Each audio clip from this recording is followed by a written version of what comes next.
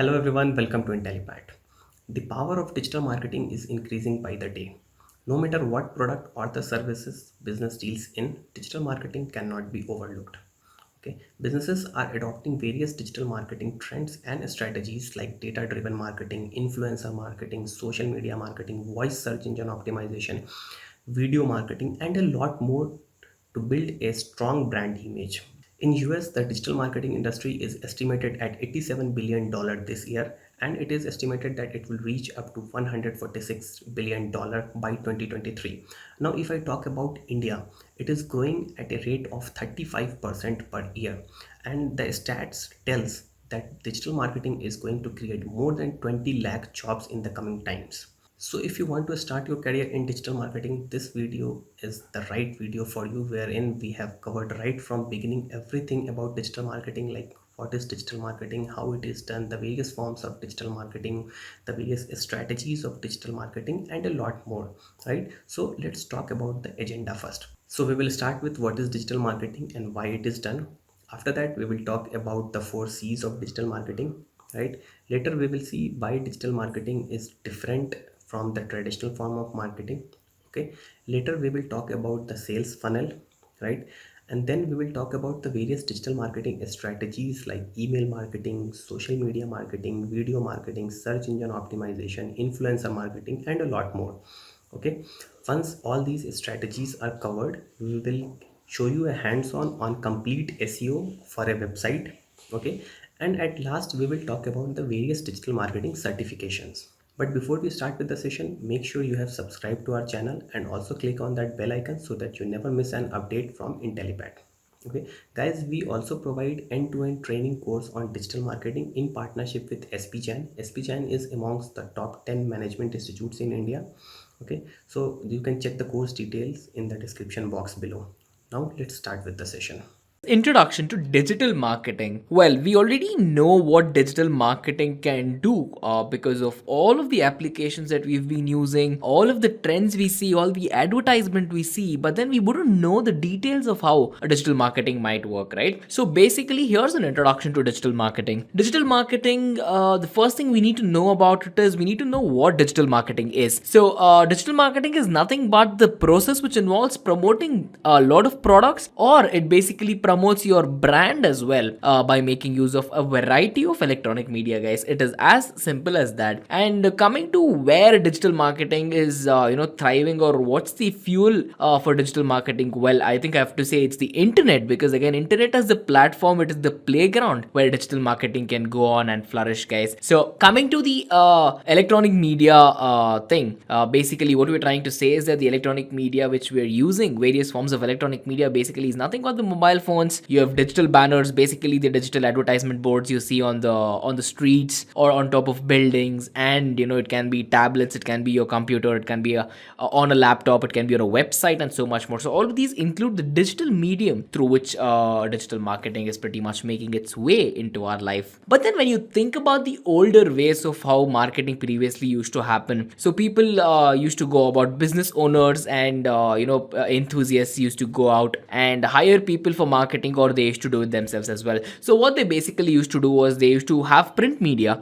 Print media is basically like printing an advertisement in a newspaper, or getting some announcements done on the radio or on the television as well. I mean, sure, we do see all of these even today, but then they do not have the impact that digital marketing has. There are many other physical forms of advertising as well. So it came to hoardings, business cards. Again, it is still in use today, but then people love a virtual business card. People love a website rather than just a business card, right? So when you come to think about that, all of these forms which were once very good have been replaced by something much, much better, which is digital marketing. And coming to using internets and social media.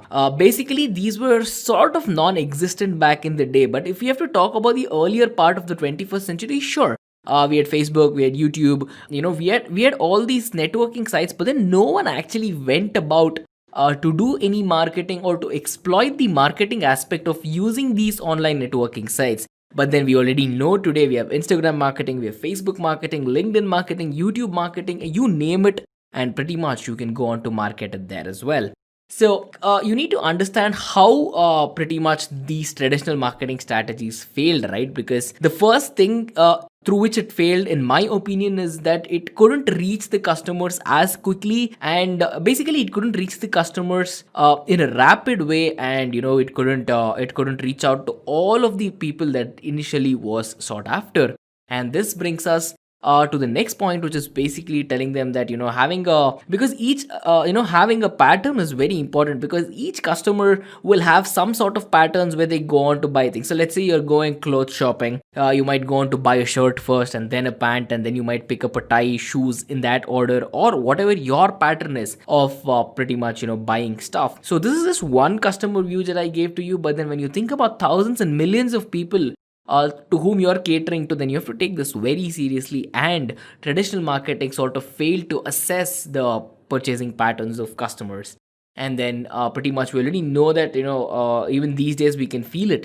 The results you get from legacy marketing methods can be extremely slow, and usually they don't even get accounted for, because at the end of the day it's become a negligible entity in many of the fields, guys. I mean, sure, traditional marketing has its own advantages, online marketing has its bigger advantages in my opinion, but then when you have to juxtapose it and compare it with what digital marketing does today, then I do have to say that digital marketing is one pitch ahead, guys. And then coming to the next topic, which is 4 C's of marketing. Well, 4 C's are basically customer value, cost, convenience, and communication. Let's get to that. But what is this 4 C's that we're talking about? Let us set the base trend. Pretty much, we already know that digital marketing is a must and should for all the businesses, all the firms to actually grow and thrive out. And then coming to the 4 C's, it is nothing but a simple tool. It sounds simple, but then it is actually very complicated when you have to implement each of them and work on them. So these set of tools will basically help you make your website more communicative, more effective. And what this does at the end of the day to your customers is basically, for the business aspect, you're reaching out to your customers faster, and you know what to cater to each customer. So at the end of the day, you're giving them very good service as well. So the 4 C's are customer value, cost, convenience, and communication. Let's come to the first one, which is customer value. Well, this basically involves the business or the business owner and the marketing team corresponding to that particular company to see the business through the customer's perspective, because you need to see it through and through. Through and through basically means thoroughly. So you need to see it thoroughly through the customer's perspective, because customers are the reason you're actually selling something to, and they are your driving force. Let's say if your business was a particular car, then your customers are driving your business most of the time when you think about it, because if there were no customers to buy,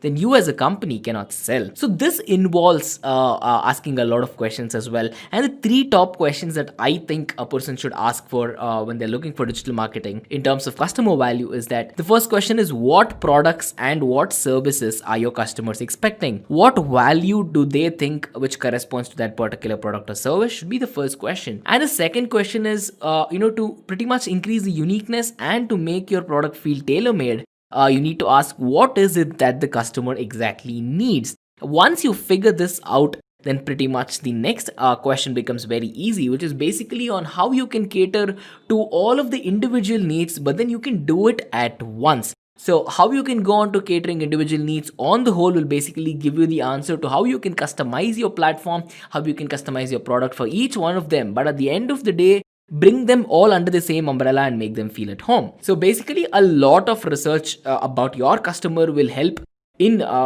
getting all the details of regarding what the customer strategy is, what the customer patterns are, and at the end of the day, all of these what we call as customer value strategies, this will basically help build a very good product, a very good service setup that is again valued very much by your customer, highly revered by your customer, and it drives better sales for the team. So again, this brings us to the next C of digital marketing, which is cost. When we think about it, every organization, even on the personal level, as people, salaried employees, to just step out of the example, we want our costs to be as low as possible. So if you're doing this on a personal level, imagine scaling this particular thing in terms of millions. So ensuring that your cost stays low and your functional costs, your operational costs, and whatever it might be. It is one of the most important matters that need to be concerned in the field of marketing, guys. So what basically tells you to price your product right? So basically, it involves a lot of things, and we're going to be discussing a lot of that in this particular presentation as well. But then, what you need to know right now is a lot of research takes place to knowing what price to put on what item, guys. And after this, basically, your customers will understand what you're providing is for a good cost, and your customers will do your competitor analysis for you most of the time. But then it is highly recommended as a digital marketing executive, as a digital marketing expert, you do the competitive analysis as well. But then when you think about it as a customer, the customer would know better of who's offering what, because at the end of the day, it's their money to spend, and it's in their judgment to do it. And again, cost is relative is an important point out here, because you might think that it is right in pricing your product high, but then if your competitor is giving it for a lower price, then you might just lose a client there. So this brings us to the next C, which is basically convenience. Convenience, again, we're living in the 21st century, and the world around us is getting more convenient day by day. And when we think about it, the most convenient thing that has happened in the 21st century is definitely our smartphones. I have not met a person who does not have a smartphone among thousands of people I meet everywhere I go. So when you come to think about it, why not exploit smartphones to push very good digital marketing strategies there? Because when you think about it, let's say there are certain tourists who wants to go from Delhi to Himachal Pradesh for a tour, and they're looking for a place to stay for the night. So if they're looking for accommodation, what they'll usually do is they'll pick up their phone, they're going to go for a very good website, or there are a lot of websites for travel helping and travel agencies. So all these even a simple Google search basically will help them get an accommodation. But then if the website that they're looking at is not mobile friendly, so it might open fine on a website. So if you guys have come across a situation where you're trying to open a website and it opens perfectly fine on your desktop, but then when you come to the mobile, it is not at all working fine. So that means that the website is particularly not mobile friendly. So what this happens is, they might not have a laptop. So the mobile is the only reason that they might want to use to book a room. So basically, they will just go to another company's website who actually has a very good mobile friendly site and just go on to pick something up from there as well. So convenience is again a very important point of the 4 C's of digital marketing. And this brings us to communication. Communication is the number one thing, in my opinion, when it comes to the 4 C's, because at the end of the day, the marketing these days is all about how effectively you communicate rather than how effectively you promote. Because at the end of the day, effective communication will help you in good promotion as well. So this has to be stressed a lot, because communication involves having a very good communication tactics, strategies, and so much more. And this happens directly with your customer. It might be one customer, two customers, 10, 100,000, million. So you need to know how you can cater your company's views and mission and vision to basically understand what your customer wants and then give them the same. So in the era of digital marketing, again, we need to know that there are millions of websites which are already present. So what makes your website better? Well, this is where the next point comes in. Pretty much your website needs to be very engaging, where your people who ever land on your website, whoever come to your website, have something to do. They can read something, understand something, reciprocate to something, and react to something as well. So having a very responsive website, likable website, and an engaging website is a very important factor in the 4th C of digital marketing, guys. So this brings us to the next point of why traditional marketing fell. So what are the drawbacks of traditional marketing? So when you think about it, here is a very good graph which will tell you why traditional marketing fell. The majority of the reason why traditional marketing fell is that there was no interaction with the audience at all, little or no interaction basically. So you print an advertisement in the paper and you just start selling it out. So again, millions of people buy newspaper every day. But how do you know who saw your particular advertisement snippet in a 12-page newspaper, right? So you have no way to gauge your audience and understand if they actually saw. So whatever value for money you're getting was very less in traditional marketing. And the next biggest reason is that it's extremely costly to put out radio advertisements, television advertisements, and to go print an advertisement in newspapers as well. Followed by this, it was pretty much very much interested and dwelled in the concept of return on investment, because when you think about it, you would have invested a lot, but the returns you're getting on that investment is very less. So that was 15% of the reason of why traditional marketing failed. and the other 5% was pretty much, it was again very difficult to receive feedbacks, as I just told you. In my opinion, they should be involved in that 50%, because again that directly affects the marketing scheme. And poor conversion ratio is again another reason, because 100, let's say 1 million people saw your ad, but then 10 people decided to call you. So that conversion ratio of 1 million people watching your ad versus 10 people calling you is something disastrous. So these are some of the reasons why traditional marketing fell. So coming to elaborate on it a little, so the first point we should talk about is pretty much interaction. So what's with less interaction and having good interaction, right? So the traditional marketing, when you think about it, it's just like a one-way street where you're able to, as a business, you can broadcast your information, you can provide all the details which is required to your audience. It can be to a small audience, large audience. Think of a newspaper or radio and whatnot. But then what you're not getting is when pretty much those people getting back to you, so that the absence of a particular feedback system will make it extremely difficult to go about understanding how your feedback is going about how your product is doing on the street. And then traditional marketing basically hopes to attract the attention of the right people and maybe convert them into customers, guys. So when you can read it on the screen right now, it says hope and maybe. So when you're talking about extremely good marketing strategies, there usually are no maybes and no hopes.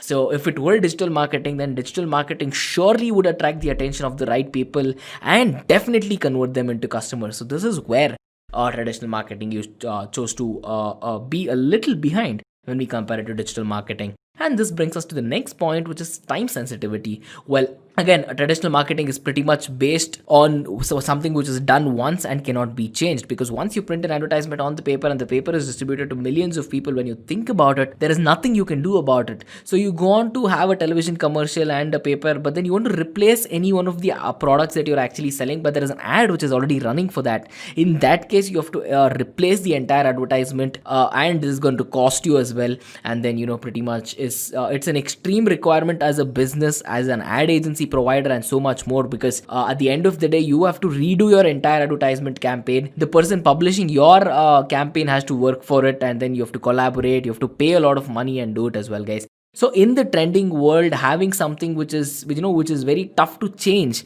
was a very bad thing for traditional marketing, guys. And then coming to the costs, again, as I've told you, in traditional marketing, there are a lot of recursive costs, because at the end of the day, it's not just you running one advertisement and leaving it, right? So you'll be running these advertisements every now and then without the idea of knowing whether it gives you good returns, bad returns, what's going on and what's not. So the advertisement in your local newspaper will only be effective if it is actually seen by the audience, right? And most of the time it will only work, like 99.9% of the time when you put a newspaper advertisement, you have to make sure that the people see that advertisement on that particular day when it got published, because if the people are not watching advertisement that day, then hey, they might just throw the paper away and they might not ever see it again. So what are the chances of your people watching your advertisement, a tiny snippet in an entire newspaper? So this is something you have to think about when it comes to traditional marketing. And then again, the process of reiterations, the process of recreations, all of these complicates the entire process of marketing. This will add up in price, this will add up in time, and then as we already know, time is money. So it is very important to understand why traditional marketing fell. And here's another reason to pretty much concrete the answer, which is basically low versus high customization. Traditional marketing, as we all know it, offers very little help when it comes to customizing an ad campaign, again, because it gets published really early and so much more. So here you cannot target your customers, you cannot target people of specific age group, specific location, so many filters that you cannot apply out here is the right word. And then coming to the next thing, which is basically, you can use traditional marketing, sure, to market certain trends, certain segments of this world, but then it would be impossible. It is not like it would maybe be possible. It is a direct impossibility to, not go after targeted customers, because you don't even know if your customers are seeing whatever you're selling. And then this comes to online ads. Online ads, basically, the user not only has the option to reach out to the right kind of customers, but then you can also show them what your exact product is and what you can do for them, which will basically make the product feel very tailor made. So this again is one of the very important differences between traditional and digital marketing. And then the next thing, as a product seller and as a business person, what you need to know is the price disclosure probability. Because again, when you're doing traditional marketing, when it comes to offering unique prices, customized pricing options, traditional marketing could not do it. It was very difficult because again, print media will make it difficult. You have to redo your ad, you have to pay again, time waste again, your efficiency comes down, your time is more, your cost is high, and all of these happens. And let's say the person thinks your price is very high and he might move out. But then if you have a digital marketing campaign running there, the person can call you or you can call the person, negotiate down and close that particular sale. And this basically means you made money rather than just printing an advertisement where you're not giving the pricing requirements of that particular customer and the customer leaves. So this quickly brings us to the examples of digital marketing. So in my opinion, there are pretty much 10 ways we can go about with using digital marketing. Everything from search engine optimization, content marketing, social media, pay-per-click, affiliate marketing, native advertisements, marketing automation, email marketing, online PRs, and inbound marketing as well, guys. So let's quickly walk through each of these examples of digital marketing. And the first thing is SEO. I'm sure most of us would have heard of SEO, and if you haven't, it stands for search engine optimization. So this process is to get your website or your online content to come at the top of a search. What I basically mean is that when you pretty much search for any of the top trending technologies, you can see the Intellipaat's website come up. So with a good search engine optimization strategy, and if your content is very good and people like it, so this basically will get your website to rank up on the first page of your Google search or whatever. Because again, who goes to page number 10 to get something important, right? So if it's on page number 1, there are higher chances that people come and pick up something from your website or just interact with your website and so much more. So this increases the overall amount of traffic on your website as well. So there's this concept called as organic traffic. So organic traffic is where, again, the name suggests, it's free traffic where real people come in and interact with your website for free. So you get a lot of organic traffic as well, and all of the benefits that you get from SEOs, it will pretty much span throughout your websites, it will span throughout your blogs, and you can use very good infographics, images, videos, music, whatever you want in your website, which might help SEO as well. And this brings us to pretty much knowing all the various ways that you can get to achieve good SEO. There are so many concepts with SEOs. It's something called as on-page SEO. We have off-page SEO techniques and much more. And this brings us to the second example of digital marketing, which is basically content marketing. Content marketing, again, is one of the most important aspects of establishing your brand online, because this is the process of creation and later promoting that creation, basically built around that particular product. And this what this does pretty much is that it helps in generating brand awareness, it helps market your product, it'll help sell your product better, and so much more. And this, at the end of the day, will directly affect traffic growth, directly affect lead generation, directly affect your customers and whatnot. So guys, think about it. If you have anything more to add about content marketing or any of these examples, make sure to head down to the comment section and do let me know. And then coming to the last point of content marketing, which is basically all the channels that you can use to go about with content marketing strategies, guys. So you can write very good blogs, you can have ebooks, you can have white papers, infographics, YouTube videos, not only YouTube, well, generally videos, and much more. So the number of channels for content marketing are virtually endless, because if you are good at generating text content, video content, image content, audio content, you can pretty much flourish and exploit the entire world of digital marketing, because you have a place wherever you go.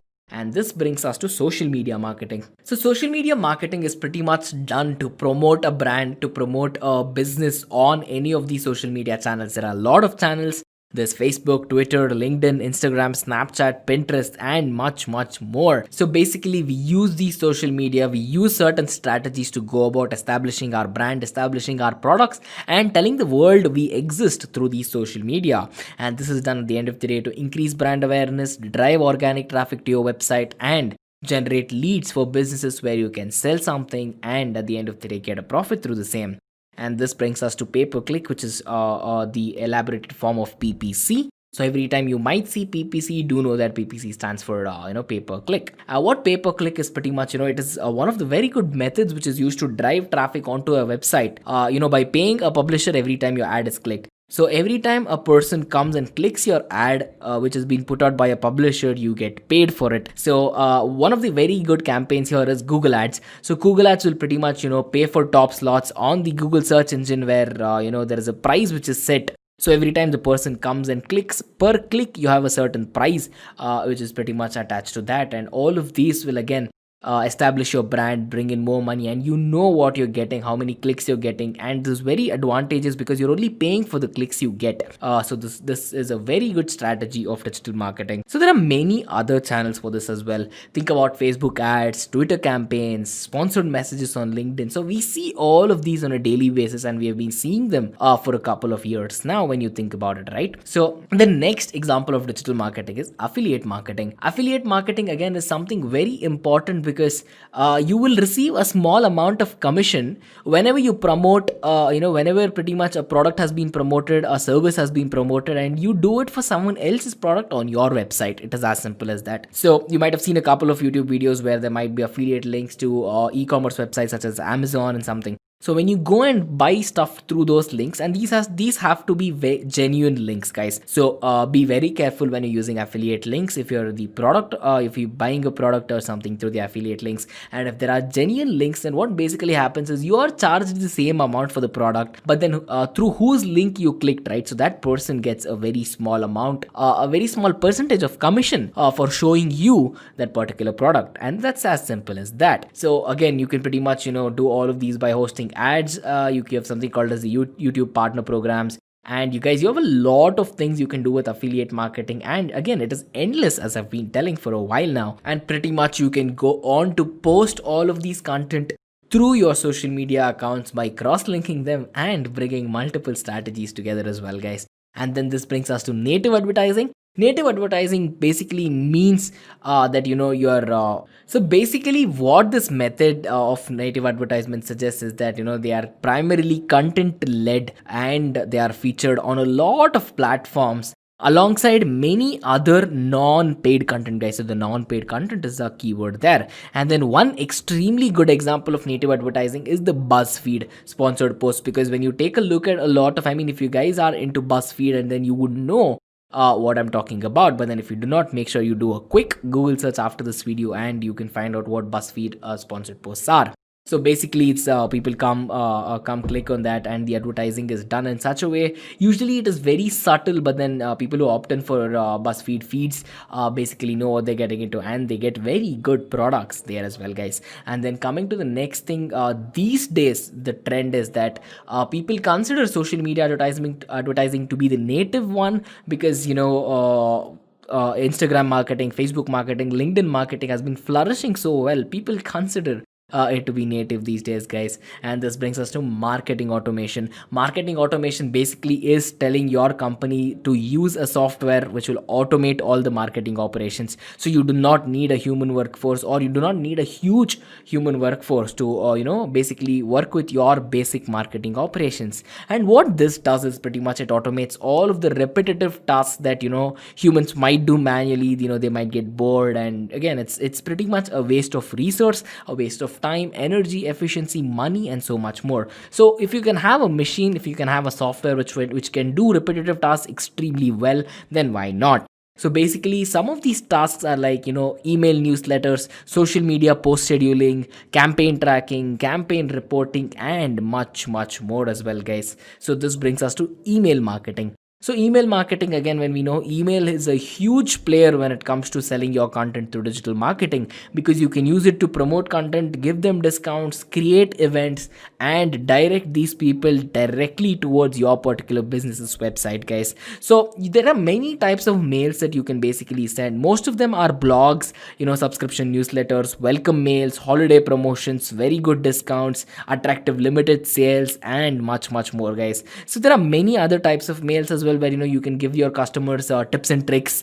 You can give certain cheat codes to your customers. You can have follow-up emails. You can have support emails to help the customer understand your product better, or help your customer go through your website and understand where you're coming from, what's your story, and much more, guys. And this brings us to online PR. Basically, this again is a very important aspect of digital marketing, because PR, it basically deals everything with respect to digital publications, digital blog publications, and all the other content based websites where you're promoting your content, guys. So all of the channels which come alongside the online PR scheme basically involves using a lot of social media, a lot of online reviews of the company, typing in very good engaging comments on the websites, typing comments, asking a lot of questions, asking queries on the blogs, and much more. And what basically is an advantage here is that online PR is actually very similar to your traditional press releases, because this again feels very tailor made to the online space. And then this is where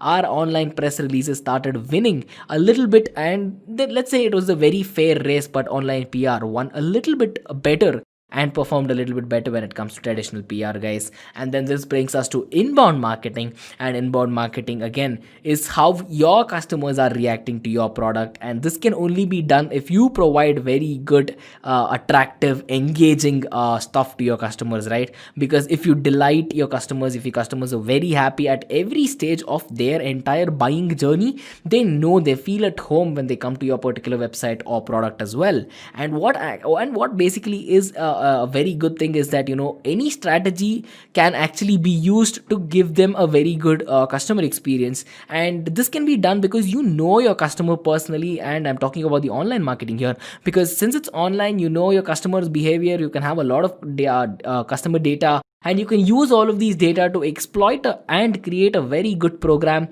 a very good strategy, which can be customized for every single customer as well, guys. And the other thing is that there's a lot of blogging which can be done. You can do a lot of video marketing, email contacts lists, and much more when it comes to directly involving into inbound marketing to be your primary channel of digital marketing, guys. And this brings us quickly to the introduction of sales funnels. So have you guys heard of sales funnels? Head to the comment section and let me know. So sales funnels basically are this particular channels where people can let's say it's a very well waved path where people actually come visit your websites to either buy your product, see what you're offering, or buy one of your services, guys. So let us visualize this to understand this in a very simple way. So let's say some people never leave the top of the sales funnel while others reach the very end. Let us see what happens when people leave at the top of the sales funnel versus the bottom of the sales funnel. So the sales funnel looks something like this on your screen, guys. So you have something called as traffic, you have something called as leads, and you have something called as the sales as well. So you might be asking, do companies have control over this particular so-called funnel? Well, yes, you do influence how many people actually reach to the bottom of the sales funnel. But what does it mean if you're reaching to the bottom of the sales funnel? Let us consider a scenario to understand just that. Let's say there is a person who just came into your website and is actually browsing through. Let's consider the offline version of this as well, so you can get a better picture. So there's a salesman there, sales associate, who's helping the customer by greeting the customer and offering any assistance if required by the customer. So at this point of time, your customer is on the top of the funnel. So he's at this particular stage, what we call as traffic. And when he becomes a lead, is that this person is after walking into your shop is very interested in picking up some of the items, and at the same time the salesperson will help this customer by providing attractive discounts, offers, telling the person more about the product and whatnot. And this person gets converted from a traffic to a lead now, because again what happens is a lead can be converted to a sale, and this customer is convinced by the goodness, by the sweet talk or your product as well, and then he or she decides to buy the product. And now your traffic became a lead, and your lead definitely became a sale, because the customer is very much interested to make a purchase. The customer just made a purchase, and your salesperson again is in a very friendly manner helping the customer buy it as well. And the customer just went from the top of the funnel as traffic to the bottom of the funnel, which is basically sales. So think about the process of filtering traffics into leads and leads into sales, guys. So on the whole, this is what will happen, guys. So you have something called as leads. There are a lot of opportunities which are coming in. When you think about the left perspective and the right perspective, you create a sales call where you talk to all of these people, you make connections with them, and after that you convince them and you tell them what you have to offer with your product. And if they are convinced, then they're directly created into a sale. But then if they want to take some time, then you're going to do some follow-up questioning, follow-up calls with respect to the timing which is actually given. And then this particular customer who's been followed up through can be converted by the process of conversion, and you'll have to work with the obstacles corresponding to that as well. And at the end of it, you have sales and persistence, where it's not just about making one sale in this particular case, but it's about making hundreds of sales after that as well, guys. So everything you see on the left side of the funnel pertains to what you actually want to do, and all the right side will pretty much tell you how to do, and the challenges pretty much that's posed to you as well, guys. So this brings us to the question of why sales funnel is actually important, right? So when you come to think about it, it again paves the entire roadmap. Consider it's a very dark street right now, and sales funnel is like a flashlight that you would find on the road. That's pretty much a vague analogy, but when you can think about it, that flashlight can be your difference between you tripping and falling on a dark road and whatnot, right? So this particular analogy will help you understand why sales funnels are important, because these can help you find out all the holes in the funnels, where the holes in the funnels are the places where people actually drop out and they do not convert into sales. So they start out as traffic and they can become leads, but then they can still choose not to buy your product, right? So you can understand why they didn't want to buy your product, and then this will help you understand the entirety of your firm, if your product is actually being catered to the right customers or not. And if it is done right, it can be extremely efficient, extremely optimized. But then if it is not done right, it cannot be optimized and your business model might fail.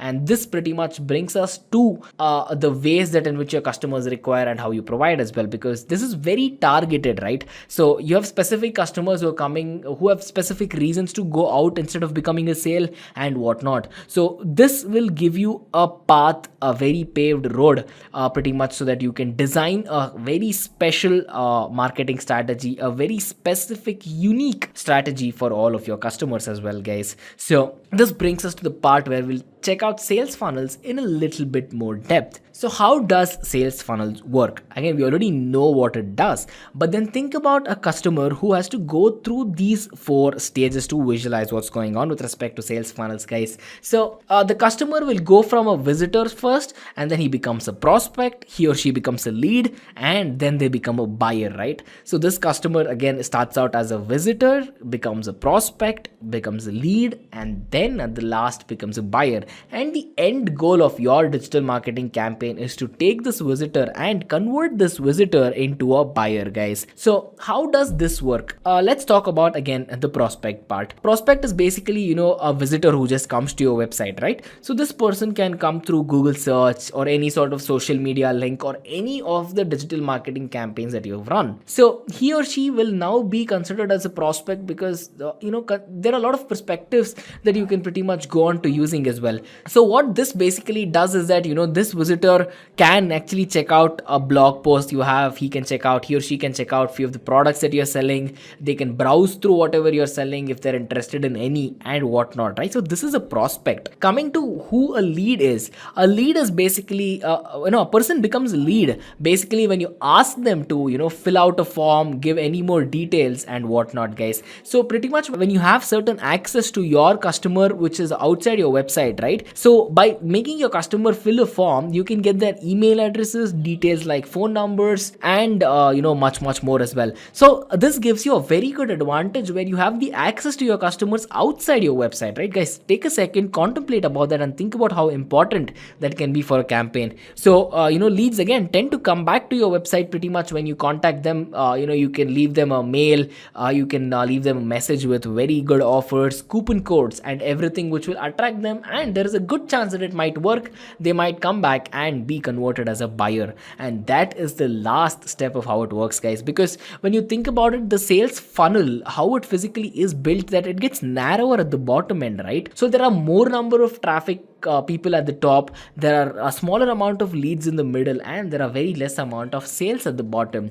And your goal is to pretty much maximize the bottom of the funnel, which is getting people to buy your product. Because the funnel is designed this way because you might have more visitors than prospects, you'll have more prospects than leads, and you will have more leads definitely than sales, guys. So when you come to think about it, this is simply all the four stages which works in a sales funnel. So you start out with awareness on the first stage, and you create interest with the customer on the second stage, and your customer pretty much has a decision stage through which he or she opts to pick your product or not pick your product. And at the end of the funnel, it's an action, right? So the action is converting the prospect into a buyer, or it is pretty much action of the customer, where the person actually chooses to buy it or not buy it as well, guys. So to elaborate on these particular processes, the first one is awareness. So coming to the first point when we're explaining the sales funnel is pretty much with the awareness. Just as we saw, this is the moment where you first catch your customer's attention, and at this stage it's become very clear that your prospect becomes aware of what your business is, the products you offer, the development that you do, and basically who you are and what you do, guys. So in simple terms, what you're trying to do is you're trying to woo the prospect, you're trying to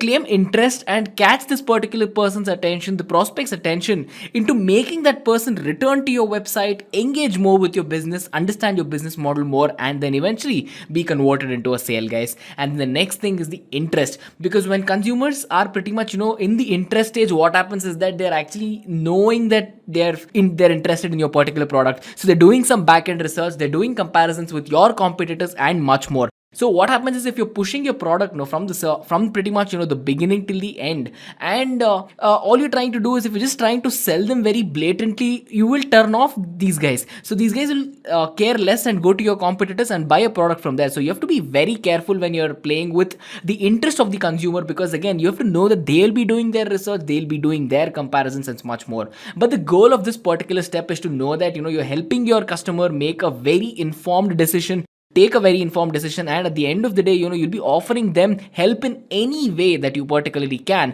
so that they can go on about their goal, buying the product from your site, and you can make a sale and eventually turn it into profit, guys. And this brings us to decision.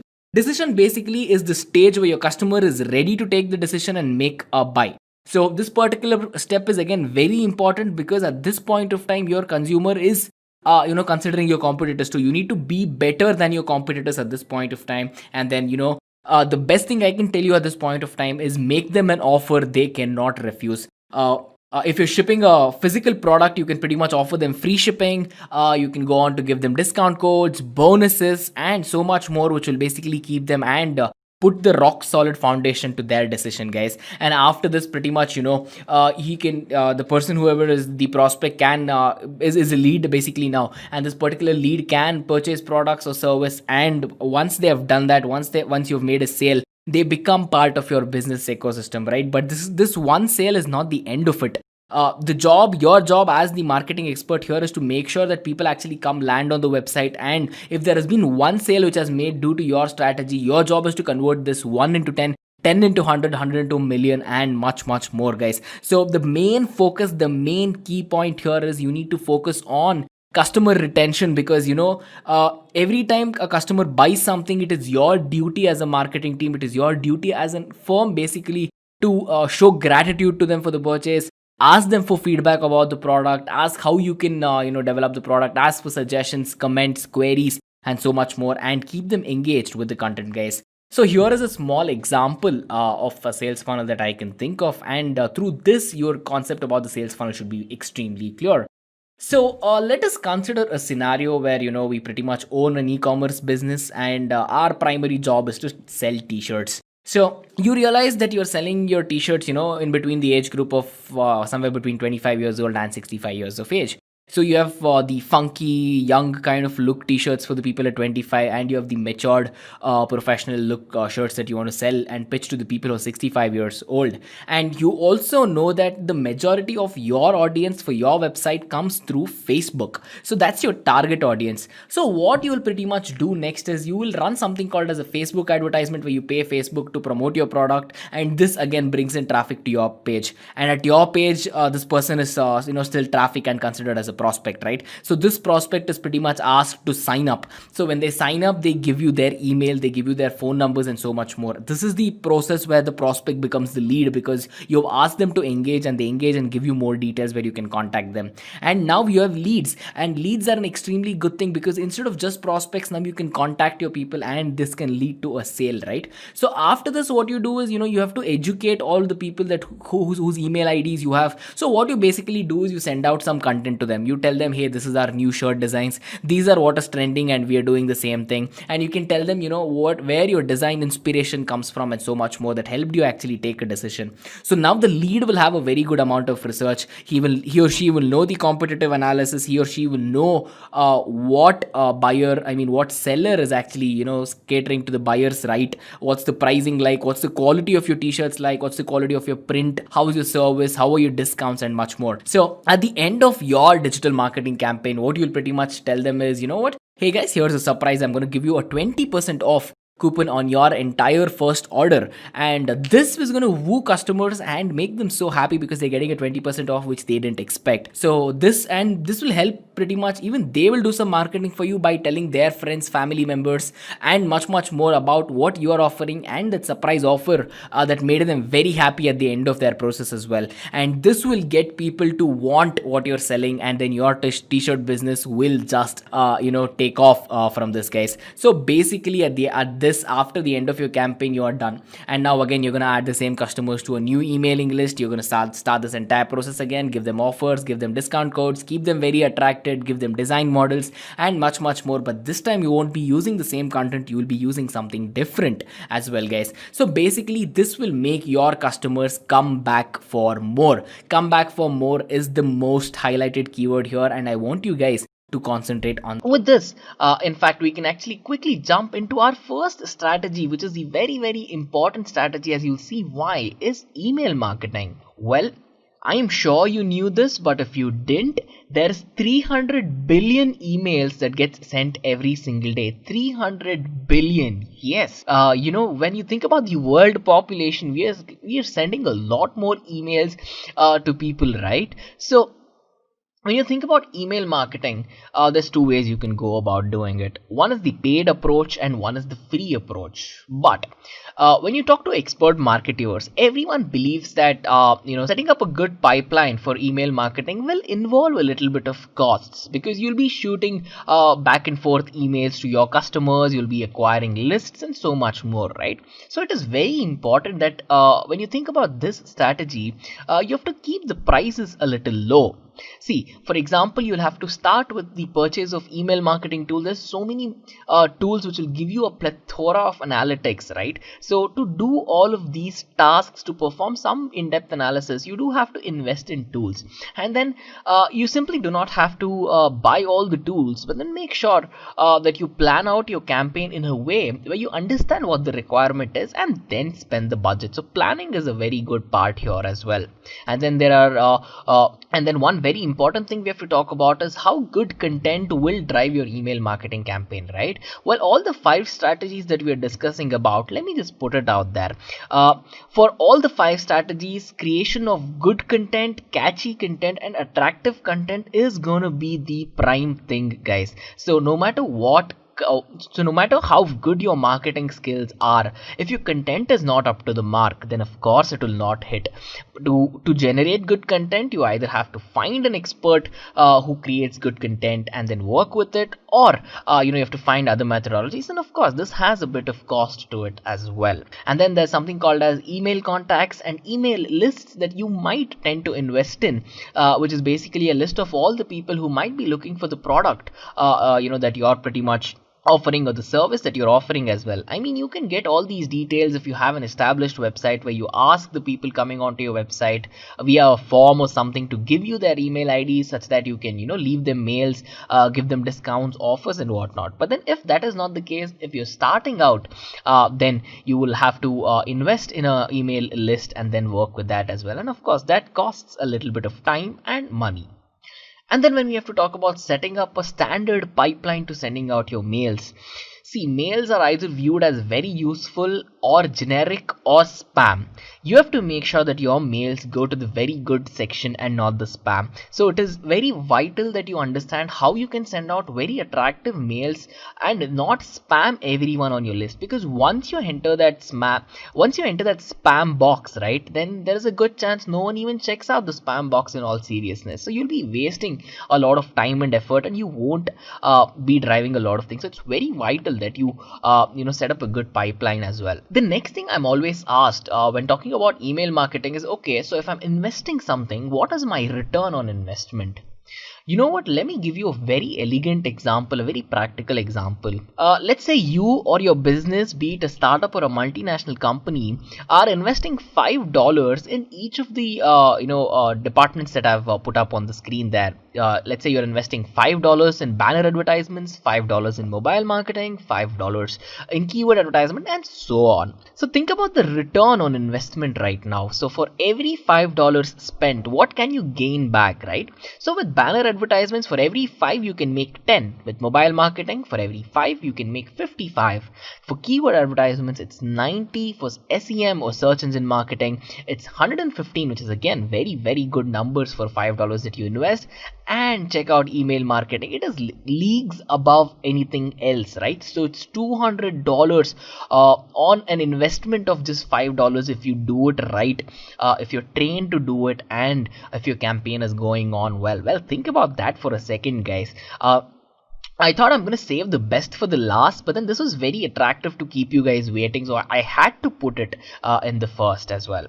So, after checking this out, what is a good email marketing campaign? What is a good structured way to approach an email marketing campaign, right? See, the first step, let me just walk you through all the steps that you see on your screen right now. Firstly, you always have to identify your goals. Make sure your goals are reachable. First, make sure you walk one step, then walk quarter mile, then walk a mile. Just don't set a goal which is very meaningless, or a goal which you cannot achieve at this point of time. So make sure your goals are very important. Identify it, see what customers that you have to cater to and what not, and that will bring us straight into step 2, which will discuss about how you should build your contact list. See, building your contact list and understanding the email list is very important, because let's say if you're a local business, who's offering groceries or something, you will require the contact of the people around you, probably in your neighborhood or in your city, right? It wouldn't make sense if you're selling groceries in one part of, let's say, America, and all of your contacts are sitting in Europe. I mean, of course, you can export your groceries, but at the end of the day, the market that you're tapping for, right, that is very important.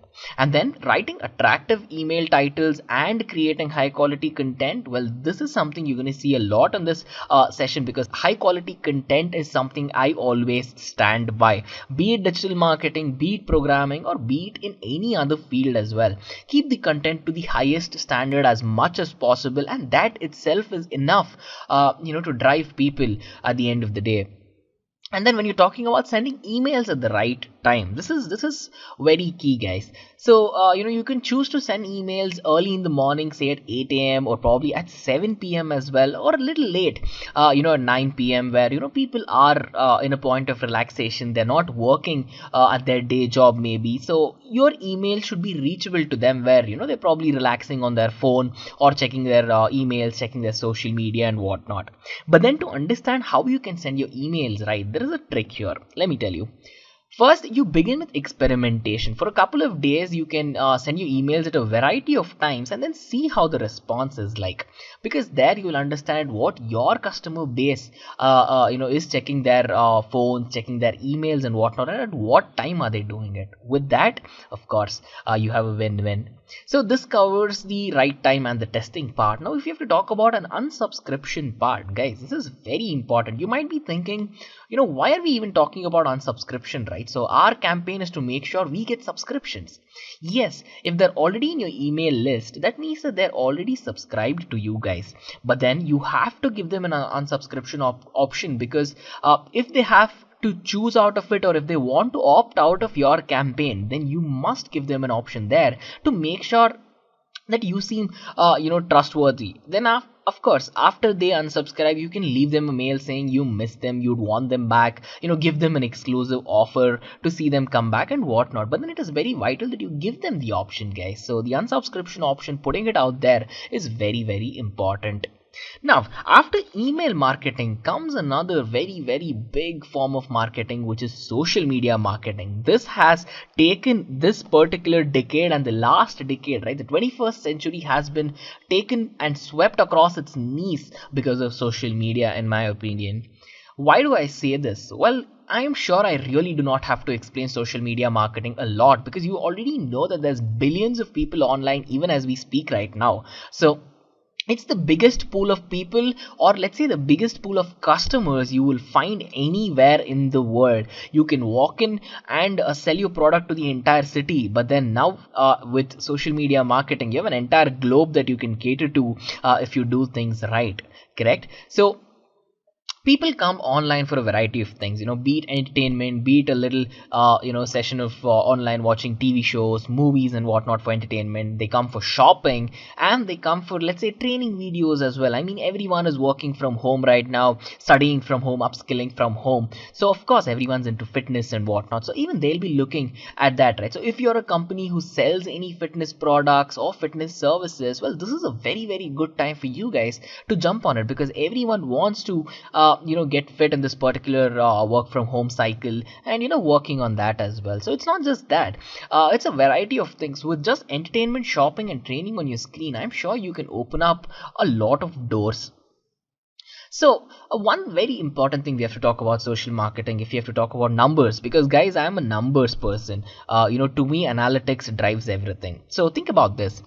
Almost 90% of the professional marketers say that their social media campaigns have completely revolutionized and increased the exposure for their products, brands, services and whatnot. 90%. So if we have, let's say, 1,000 people watching this live session right now, it means 900 of you guys say yes, social media marketing has done wonders for my brand. If there are 10 people, it means 9 of them agree, guys. So think about that particular thing for a second. Correct? Now, you will have a question saying, what is a good social media marketing strategy? What can I work with? Well, let me tell you this. We begin with, again, another section of setting your campaign goals, seeing what customer base you have to tap into, seeing what social medias you can use to get there as well. And then community engagement and target audience. See, if you are a startup, then you would be hunting for people to actually understand, find your brand, and then make some sort of communication with you. So this part of it is very important, and it is vital that you reply back to your learner base, users, customers, prospects even, or let's say someone who's interested in your brand as well. This will give you a very keen idea on what your target audience are, how you should work with them, and how you can take your brand further as well. Coming to business analytics and competitive analytics, of course, guys, this marketing cycle, what we call as social media marketing, is trackable. Everything has powerful analytics, be it Facebook, be it YouTube, Twitter. You can perform amazing amount of analytics, and you can just use your analytics to drive entire campaigns. That's how powerful it is. And with the world of competition that we live in today, you can find out from your competitors what they're doing right, what they're doing wrong, and of course you can make use of that as well to your advantage. That's a win, right, guys? So when you think about creation of good content, again, so I don't think I have to stress on this, because you already know the value of good content by now, correct? And then it's not only just creation of good content, it's about delivering this good content. You can bake, let's say, a very, very good pizza or some biscuit or something, but then if this doesn't reach your customers in time, if this doesn't reach your customer at all, then it just goes to waste, right? So it is very important that you deliver this to your customers. So that, again, is very important too. What's more important is to understand where you're going wrong, what you're doing right, and how you can better your campaign. And that can be done with campaign evaluation. So these are some of the very good points that you can use to create a very good social media marketing strategy, guys. With that, we have to check out some of the social media out there, right? So there's so many popular social media, there's billions of users for each of these, and when you think about it, these are the top that are out there, guys. Think about Twitter for a second. If you're willing to have your brand trending very quickly and bring about an awareness among people where they want to talk about your brand, they want to see you exist and probably take you from 0 to 100 really quick, well, Twitter should be your goal. But then if you have a product which you think is going to impress a lot of people and it's going to be a little attractive, catchy, and into the millennial kind of a marketing exposure that we're talking about, then Pinterest is what you should be looking at. Then Instagram, do I even have to talk about Instagram, guys? Your content is going to reach people very rapidly if you run advertisements there, or even if you just put up good content generally as well. If you keep it attractive and catchy, it generally is going to work for all of these social media. But then for Instagram, keeping it catchy is the bare requirement to make sure people get your attention. And then of course, if we talk about LinkedIn has a very formal user base which is very different from the other social media, right? So here, to formally launch your brand, to garner attention from competitors, from your users, from people who want to invest in your company as well. So this is another place where you have to tap into and understand that it is quite different from everything else too. And then do I have to talk about YouTube? Guys, Facebook, YouTube, all of these will drive your business to success. If you know how to work with analytics, if you can understand data, if you can understand numbers, then of course you can drive your entire marketing campaign, as I just mentioned a couple of slides ago, with just numbers and detailed analytics with this, guys. So be it Twitter, Pinterest, Instagram, LinkedIn, Facebook, YouTube, whatever it is, all of these social media have driven billions of dollars worth of business in just 1 or 2 years in the past, and that number is exponentially growing and going up. So I would suggest you guys work on your social media marketing strategies as well. Now with that, we come to the third strategy, which is search engine optimization. This is a very, very important thing, and if I am not wrong, I'm sure you guys will agree here, this is probably the most used digital marketing term, right? So whenever you talk to a person who's an expert in digital marketing, whenever you talk to a friend who's into digital marketing, they're going to be using this term very often: SEO, search engine marketing, search engine optimization, and whatnot. So these couple of acronyms in this world, right? So it's PPC, SEO, SEM, all of these are fancy terms, and not just fancy terms, they have very fancy goals, and they will drive your performance to the next level too. Now anyway, coming back to search engine optimization, whenever we talk about SEO, it's all about optimizing your content delivery. See, once you create good content, you have to make sure that this content is delivered to the people who search for it. See, for example, if you go to Google and if you type your favorite phone brand or whatever it is, if you want to buy a Samsung phone, an iPhone, or whatever it is, as soon as you type that, you're going to get a couple of listings there, right? So let's say you want to read a review on those phones. So you can choose to go to the e-commerce sites, or you can read very good blogs where people review that as well. Now, how many of you will actually go to the Google's second page, third page, fourth page, fifth page to actually read any of these, right? I don't think so, even if it's news also. So you want everything at least in the top 5 or the top 10, or let's say worst case in the first page of your Google search result. And SEO is used just for this. It's going to make sure that if your content is good, if you follow all the protocols, and if you have a very nice trustable brand, it brings your website up into the first page organically. So you do not have to pay in the world of SEO as well. I mean, of course, there are tools which you can pay for analytics and whatnot, but then you can do a lot for organic, guys. So whenever we talk about this term organic or organic traffic, it means we are not paying to actually drive any of these. So these are coming on their own just because of the efforts that you have put in and the optimizations that you have done. Now, talking about everything that is related to SEO and what makes the biggest impact on your SEO campaign, it's of course the design of your website, the design of your products, services, and everything, and how your marketing campaign is as well. If you're spamming your marketing campaigns throughout, be it on Google, be it on social media, or whatever there is, then you will not shine through, guys. So be very careful when you're marketing. Then of course, good content, I don't have to talk about that. The usage of links, keywords, very good HTML optimization, the usage of blogs is very important, because these terms are everything that drive your SEO marketing, guys. Be it backlinks, be it the use of long tail keywords, short tail keywords, catering to a lot of people. A short tail keyword is when people go on Google and search for something like running shoes. Now, a long tail keyword is something like what people would search for: women's Nike running shoes, all weather, waterproof. Right? So you understand that. So that's the quick difference between the short and the long tail keywords. And if you're a person who's selling women's shoes, running shoes for that matter, you have to work on making sure your content ranks for both as well, because there's a good chance that the person is looking for a very detailed item, and if you can provide it for that person, you'll make a sale. But then if someone is looking for something generic and you can still cater to them, well, you've just driven another sale. That's good for you, right? Correct. So now with this, we can check out a question which we get a lot: is it very difficult? Is it very complicated to work with SEO? Well, the answer is yes and no. If you are a beginner, if you are coming from a non-IT background, if you're coming from a very different background which has nothing to do with digital marketing, let me tell you this. Do not be overwhelmed by any of these strategies. With a good certification program, or in fact with good knowledge base, if you put in good amount of time, effort and learning, you can all become experts in digital marketing. Make sure to stick till the end of this video. I'll be guiding you on the quickest way that you guys can become experts in digital marketing and begin your career. Okay, coming back.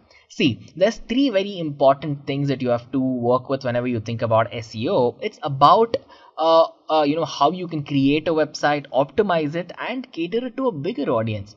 Firstly, any SEO campaign will begin with you already having a website, or if you do not have a website, create a base website, create a very attractive UI, create a catchy UX and whatnot. After your good content is put up on your website, then optimize it. See, once you understand what pages rank on Google, that is what pages show up, what on the first page of the Google search engine, what pages don't show up, what doesn't show up and what does not. So what does show up and what does not show up, you will get to know. So now you have an idea to work on these web pages that do not rank. So optimize it using all of the SEO strategies. And then the third most important thing is you have to cater to a bigger client base.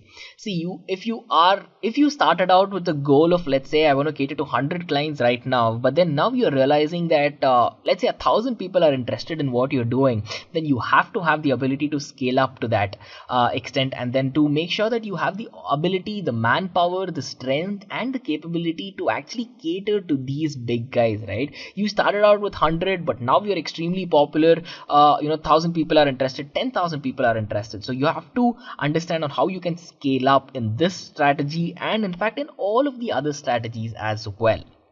Now with that, if we have to talk about some of the top tools that you should consider learning, well guys, we already have a blog on this. It's called Top SEO Tools. Make sure to read that after this particular video to understand what are the top SEO tools that you can make use of. The top tools that come into my mind is Google Analytics, SEMrush and Mossbar.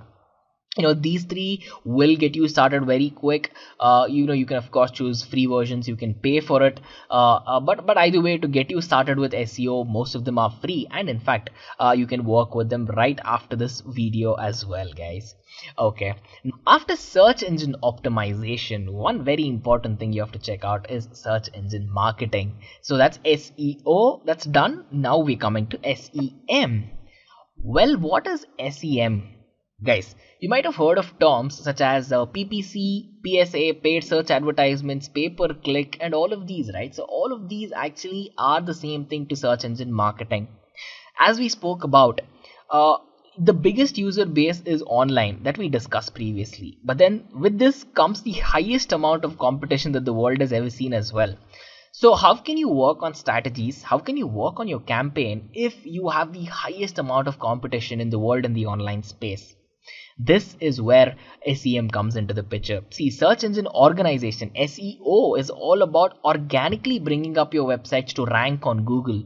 Now, SEM is about paying a small amount of money to rank on a keyword. So whenever someone search for women's running shoe, let's say, you can pay Google a small amount to make sure your website comes on the first one or two slots that's meant for advertisements, and people can click on it.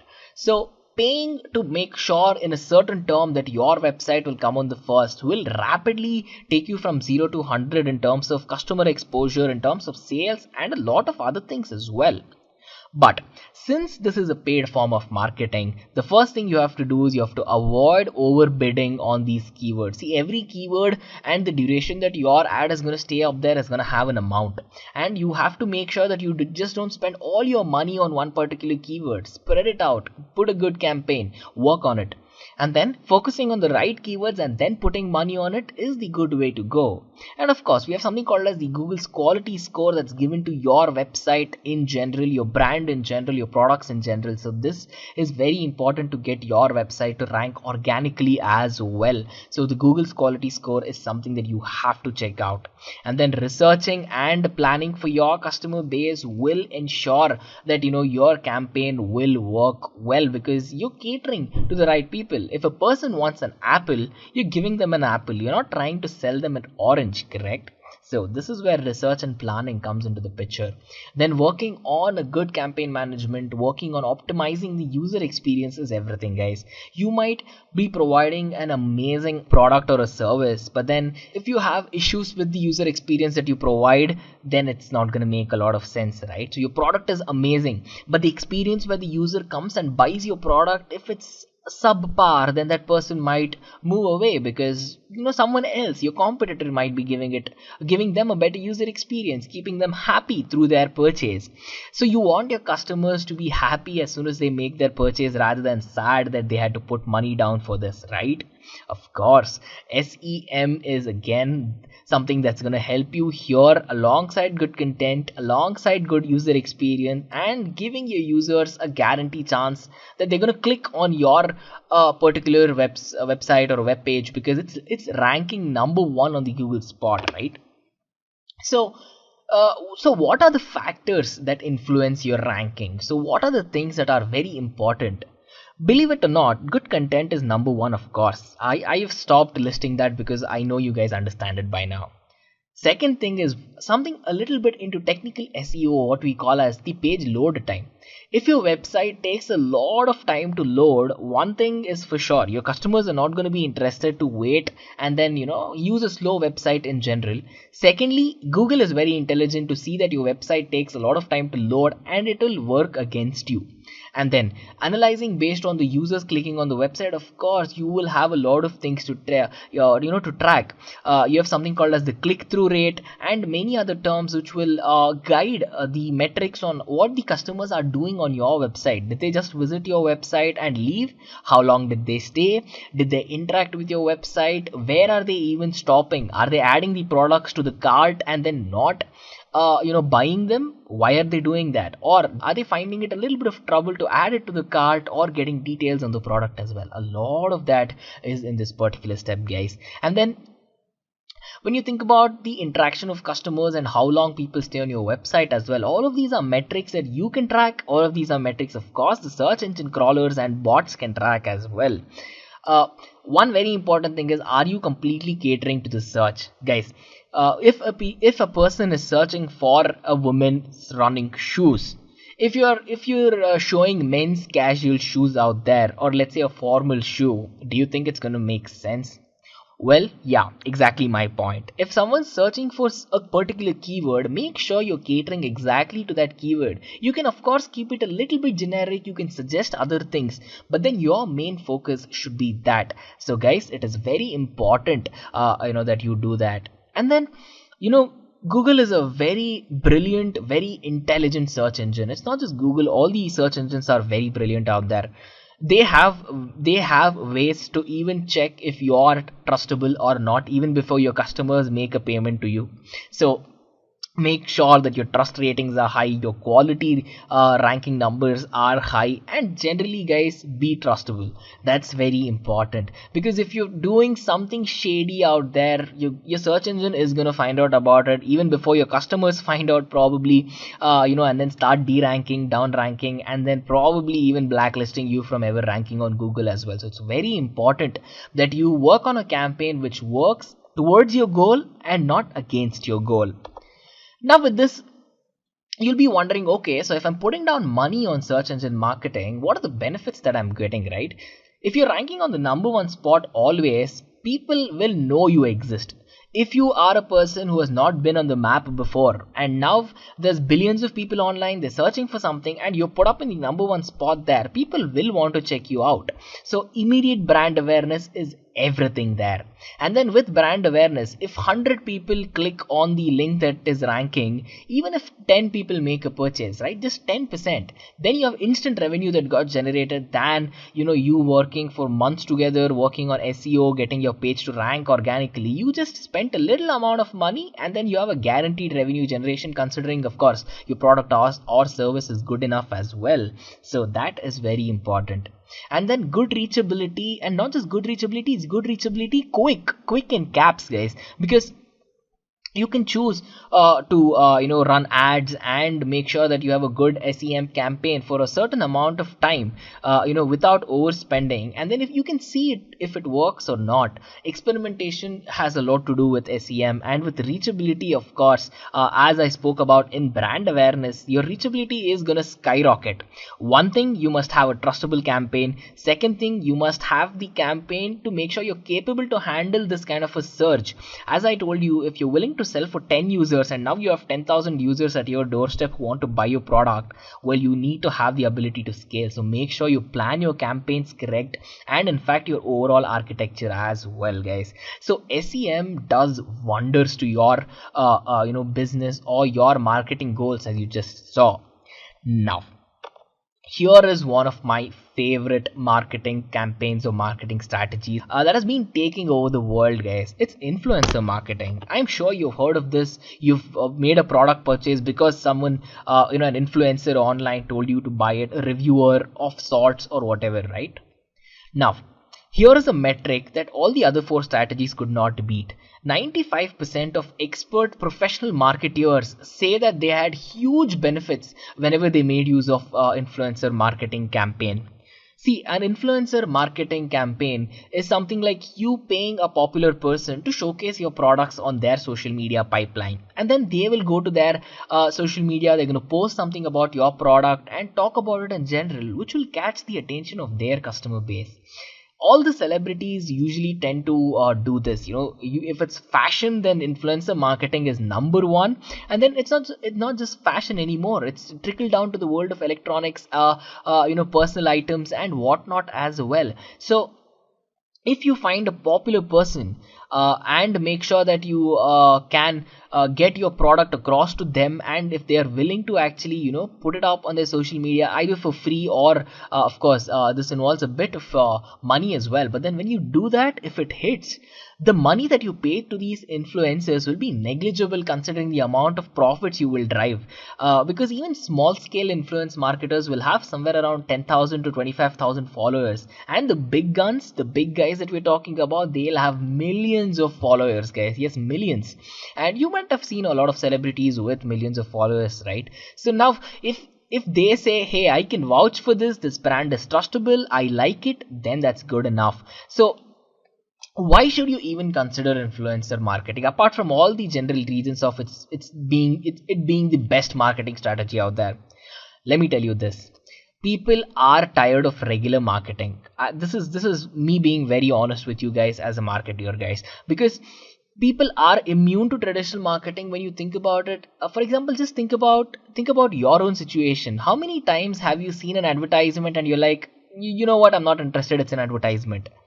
But do you think about it that way, or do you say, hey, here's an advertisement, I want to click on it?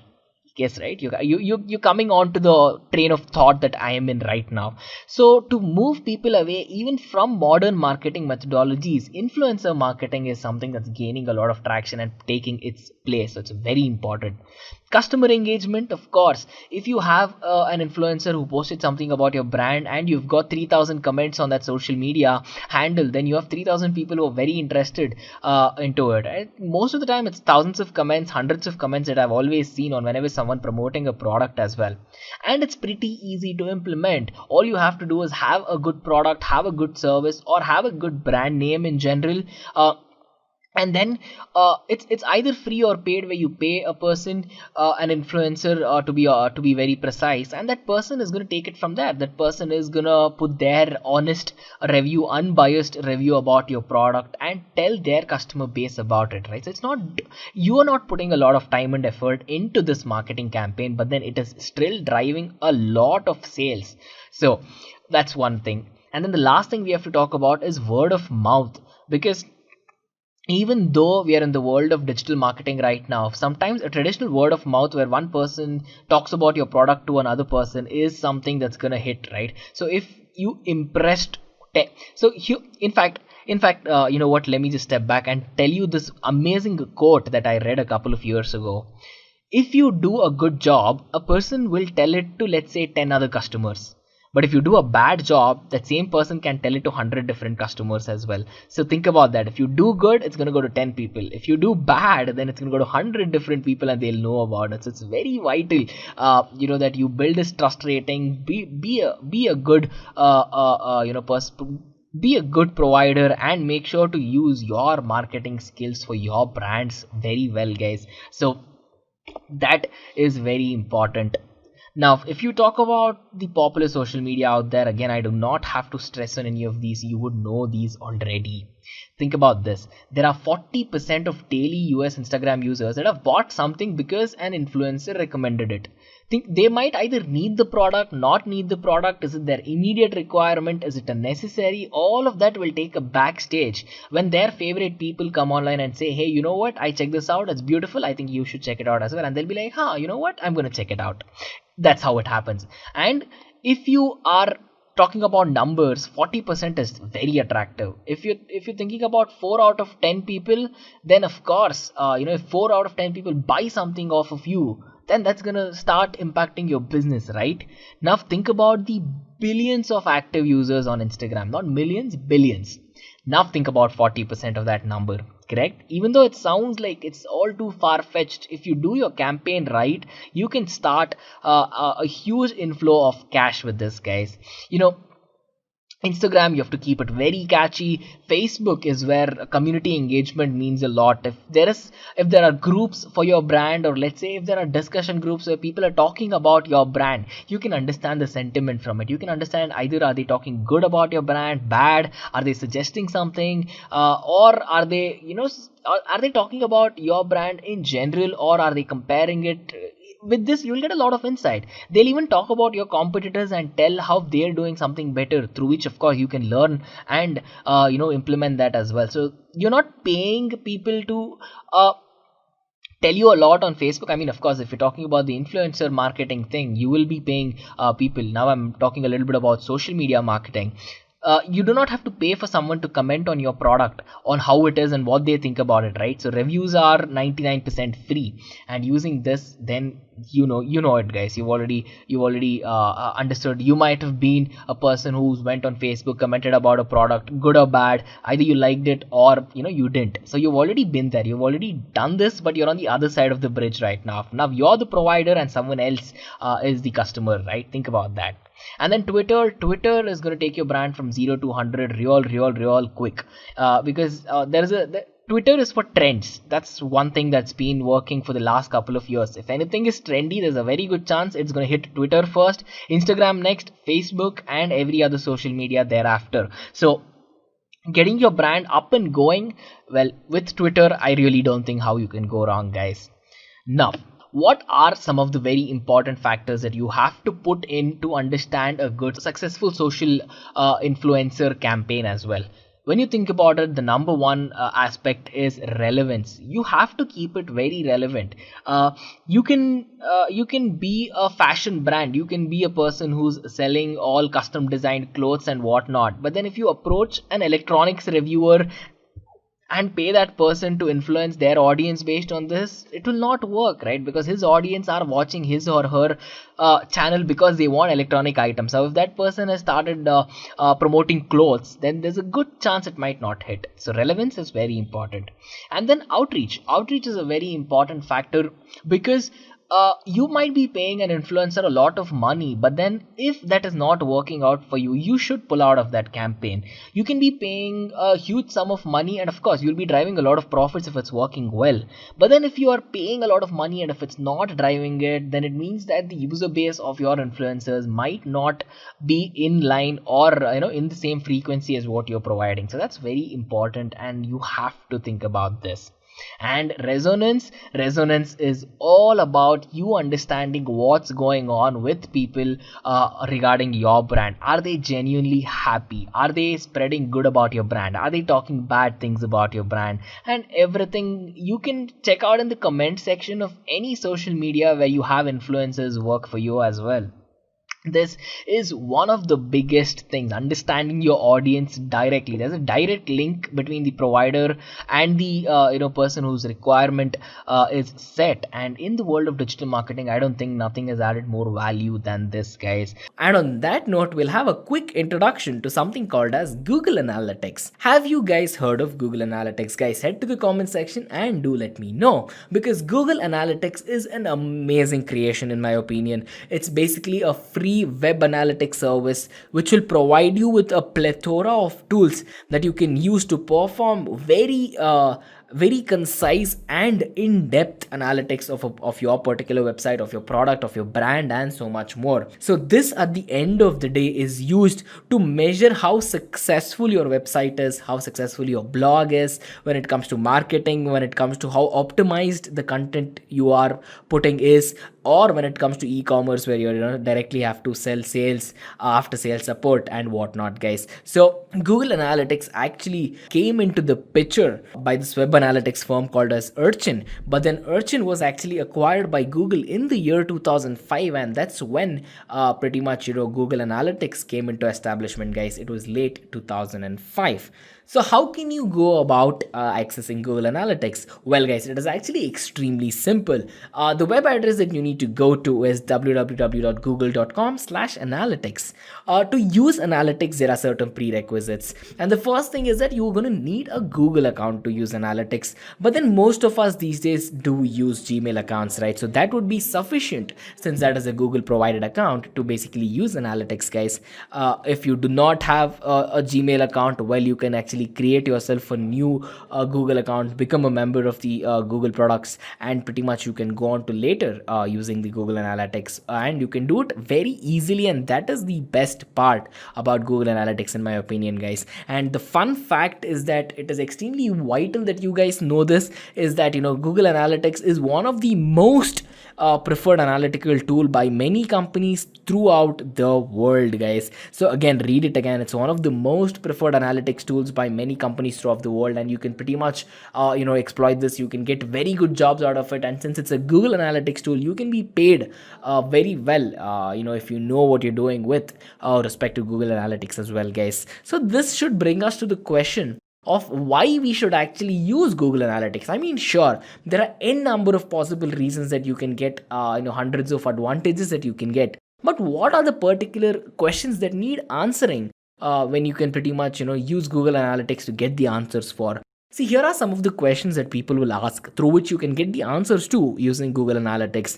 The first question is, how many people actually visit my website? Where do my visitors live? Do I need a mobile friendly website? Again, as I told you the example earlier, what websites send traffic to my website pretty much, what marketing tactic is helping my website the most, what pages are the most popular ones on my web page, what pages are not popular, how many visitors do I have which are basically converted into leads or customers, where are my converting visitors coming from, and where do they go on the website, how can I improve my website's speed, what content are my visitors liking the most. And guys, basically there are n number of questions that you can ask, and through all of these questions, to get a better clarity of what's happening around, you can pretty much use Google Analytics, and this will give you all the answers to those questions as well. And the first thing is the important aspect that you need to know about is getting to know your audience. Google Analytics provides a very good and an easy way where you can track all the people who come through your website and interact with your website as well.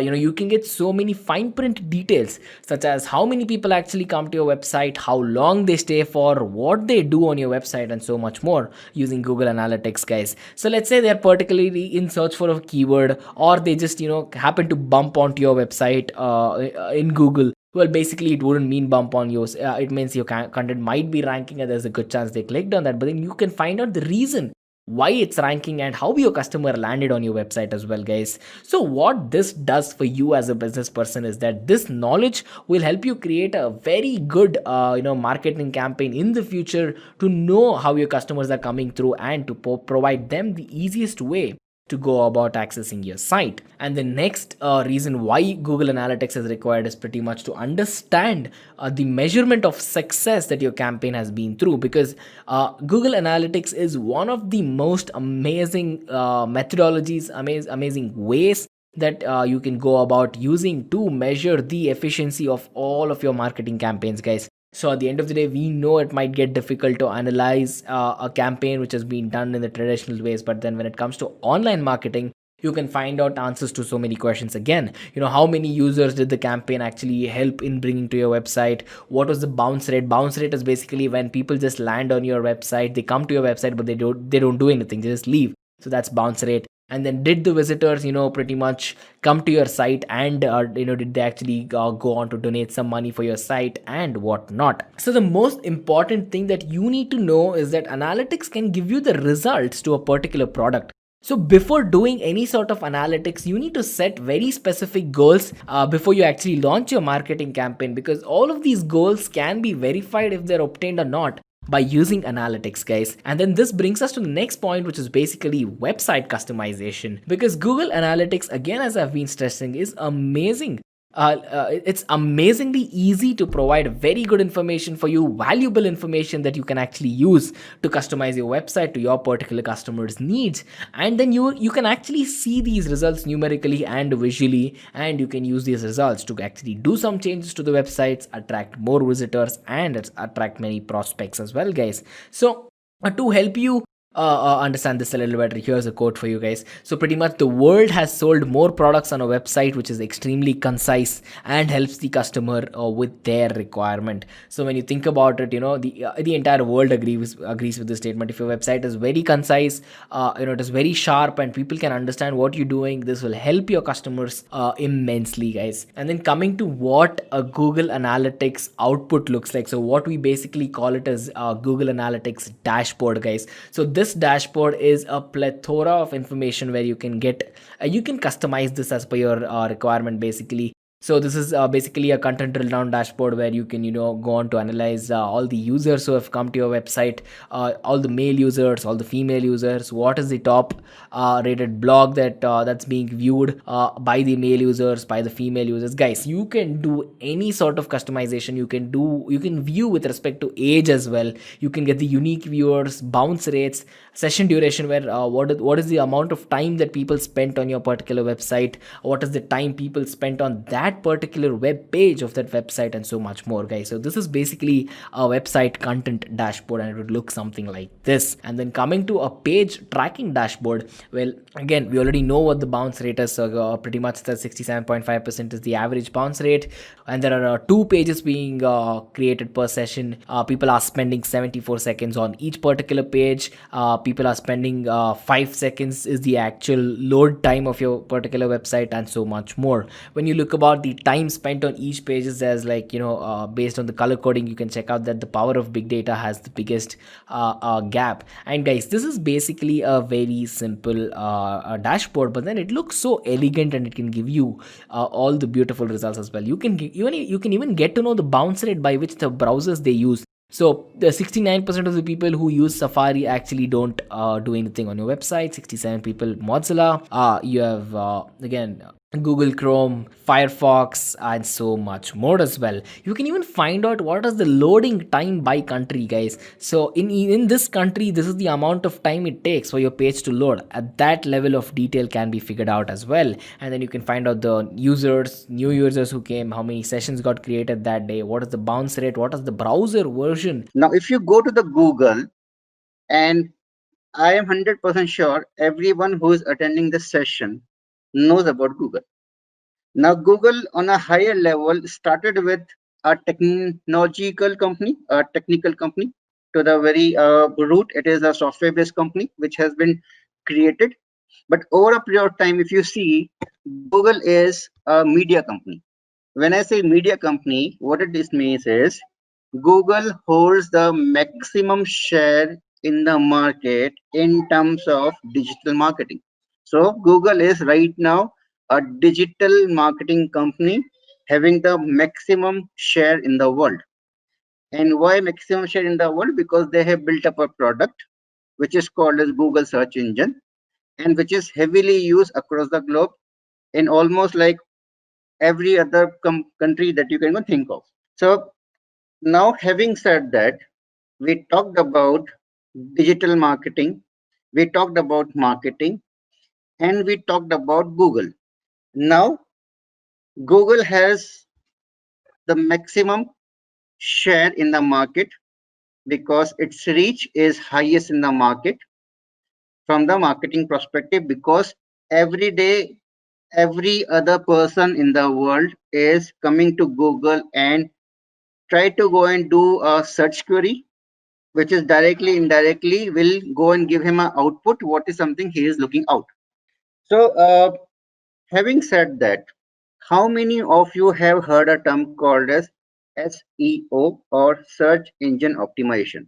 So let's talk about what is SEO and why it is so important in the today's digital marketing world that we have to go and talk about today on this, and why in the world maximum digital marketers that you see talks about SEO, and why almost every other company which has an online presence in the market right now, they have a SEO team.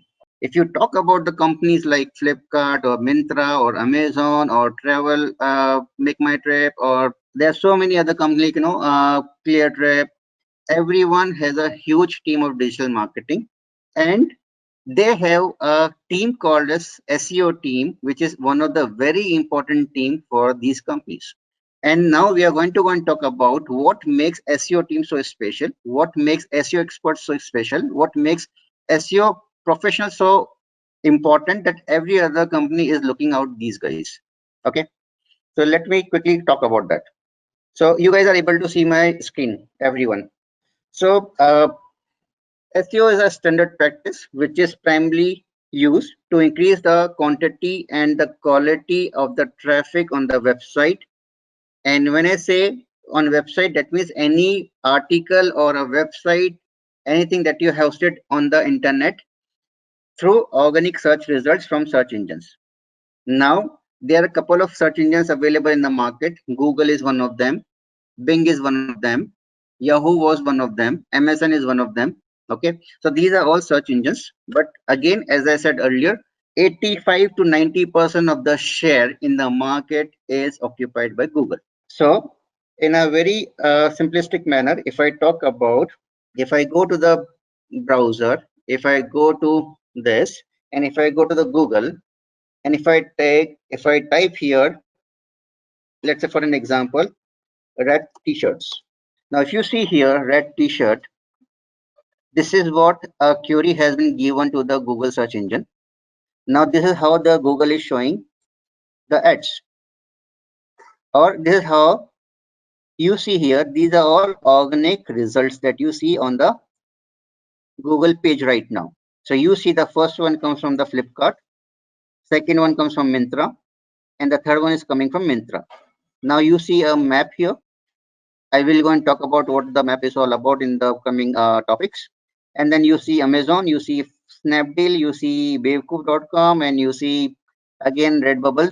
So now if you see here, all these companies, I am sure you guys are 100% familiar. Yes, no? Okay. Now, if you are familiar with all these companies, and all these companies are the top startups right now, and they have an SEO team, and they have an SEO team which is doing a very good job. So these companies are coming in ranking.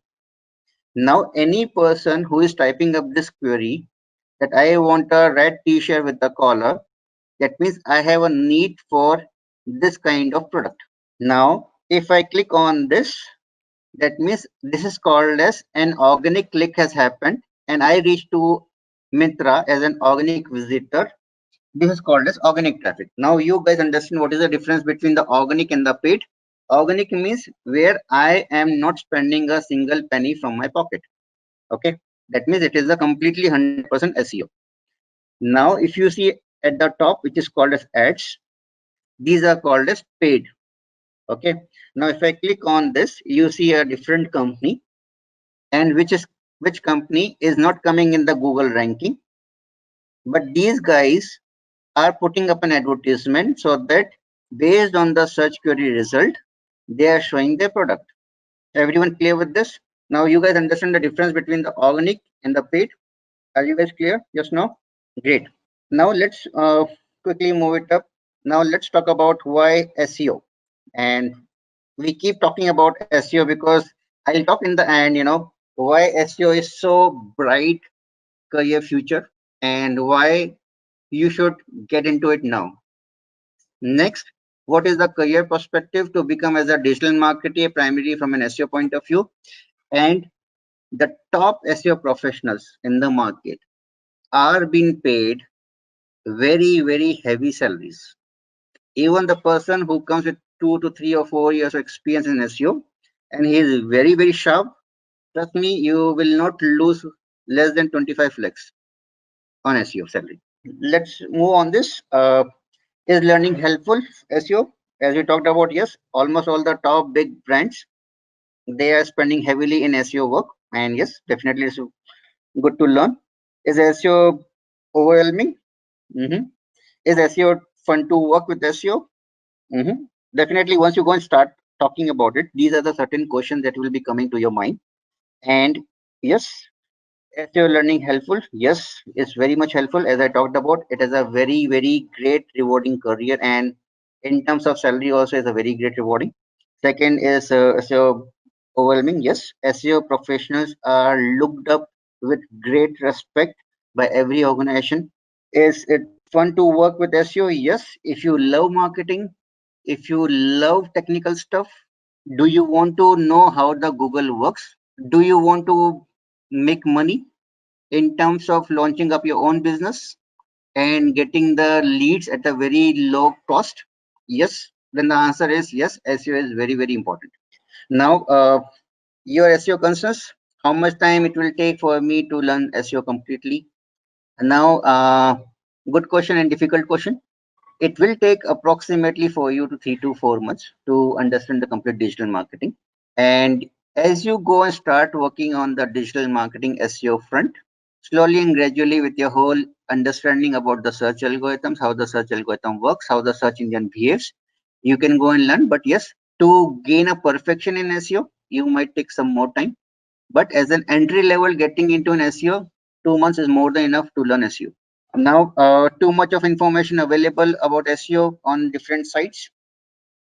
Yes, definitely it is one of the rewarding careers, so everyone talks about it. But yes, don't get confused what people says. But you need to understand that as we are sitting in this COVID-19 world, the businesses which were running offline are moved online, or they are forced to move online, and we do expect that the world will be changed very drastically in the next 6 to 8 more months, where everything will be switched online, or they will be forced to move online. So yes, everything, all the businesses in the world are moving online. So it is one of the Digital marketing is one of the very important field to go and learn and get into it, because every business needs it now. Second, SEO is the one which is very important, because with the less amount of cost in terms of advertisement, you can gain business. And that is why a company spend a lot of money on SEO activities, so that it is a rewarding benefit for the business as well. Now, technical know-how, do I need to have any sort of technical skill set? Yes, if you are having a good aptitude in mind towards thinking of a problem and thinking from a perspective how the Google search engine works, definitely it is a great rewarding career, because at the end of the day you need to understand how the Google works, and that will go and help you to go and make your page rank faster or for a particular query. You don't need to be a computer scientist, you don't need to be a BE graduate to learn digital marketing or to learn SEO. Education, you can be coming from any education, there is no bar to learn on SEO. Now let's see. I know what right now. This is a cheat code, okay?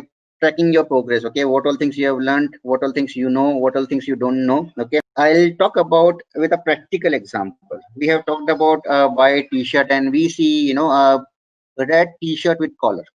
For this query, we identified that this is the website which is coming on the top. Now, every one of you are using this kind of search query on a regular basis. Now this is called as a web page. Okay. Now I'll talk about what all this particular things contains. At the top that you see right now here, this is called as title. So collar t-shirts hyphen buy collar t-shirts online Mintra. This is called as title tag.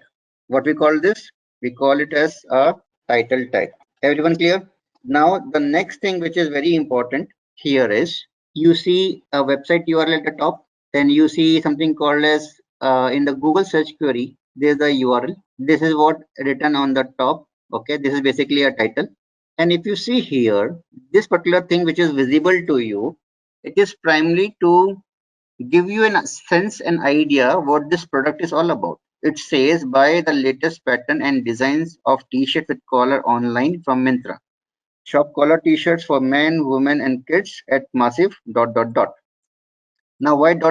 Because Google has fixed certain limit to display this meta description. Now this is called as, this particular section, it is called as meta description. Clear? Now there are certain limitations that Google has put. Now whatever the title or the title tag that you have, Google talks about, you need to have your title tag between 0 to 65 characters. I hope everyone knows what are the characters. Okay. And for a similar meta description, Google talks about, you need to have your meta character between to 165 characters.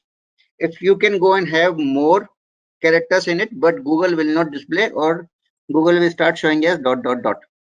Okay. So it has defined a size or position to display the meta description. If you write more, it will go and cut it off, but there is no limitation that you cannot write more. That is in short. Okay, good. Now we talked about title tags, we talked about meta description. Now this is maximum from the this particular page of Google search query. Now let's get inside this page. Now I'll do a control U. When you do a control U, basically what we are talking about, we are getting into the technicalities of the SEO. Now a page has something called as canonical. You see here something called as canonical tag, everyone. Now if I do here, I'll do a control F and I'll write canonical. Now if you see here, this is the canonical URL, and I'll go and put it up here for you guys. Good. Now if I see here, now what it says is, normally what you see every page in Google. Okay, so let's say first and foremost, before we jump into the canonical, what we'll understand what is called as URL. And for a particular website, what this URL is all about. Okay, so this URL can be written like this. So if you see, both of these URL are nothing but same. I'll go and show it to you. Okay, if you have any doubt, let's say I'll go and put up this URL. and let's see what happens. The ID is to the same page. Now if I go and type this URL, let's see what happens. So if you see here, this URL is redirecting to this URL. Yes or no? Now what it means is, from a Google perspective or from any search engine perspective, a website always has two URLs and both of them are same. Now what we have in a technical SEO language, we call them as a canonical links. Okay. Now what we are saying is, Google consider from a search engine perspective, this is one link and this is another link. So both of them are two different links. But if you really see, both of them belong, from a human perspective, if you see, both are the same links. It's only a difference of a slash here. Correct? Yes or no? Now what we are saying to the Google is, both of them link, both the links are same, and this link which is having a slash to it, it is nothing but a duplicate of this link. So when you're crawling my website, you ignore this link and you treat this link as my primary link. Okay, so this is my primary link. Are you guys clear? So we talked about what is canonical. I hope everyone is clear with the canonical. Anyone has any doubt with respect to canonical, please put on the questions and answers or write on the chat. Now till now, whatever we have covered, you have done a very good progress, and almost like many SEO experts, they tell them, they call them themselves as an SEO experts. Many of them doesn't know what is the canonical text all about. Okay, so we have learned something very important, canonical text. Now let's move ahead. We talked about, you don't need a degree, you don't need anything here. Even if you are a 12 pass, if you are a person having a art stream, or if you are a person with the commerce, if you are from computer science, if you have done BSc, if you have done MSc, if you have done BTech, if you have done MTech, if you have done even a PhD also, anyone can go and learn social digital marketing or the SEO. Second important thing that you need is English. If you have a decent skill set of writing English, that's more than enough, because again, I'll talk about keyword search and everything. I'll talk about why we need English there. Okay. Third, marketing, understanding the requirement of the customer is very important. You need to understand, if you are selling a red t-shirt with collar, what my product is all about. You need to go and talk about that particular product feature. So you need a basic level of English to go and write the content on the page. But by default, all the bigger companies in the world, they have a separate content team that go and write the content for the products. Now from a SEO perspective, you should be able to go and talk about the keywords and everything. So it is very important to understand what my product is all about and what kind of search people can do on the search engines. So we'll go and talk about this in more detail once we get into a new topic called as keyword research and all. So we'll go and talk more about it.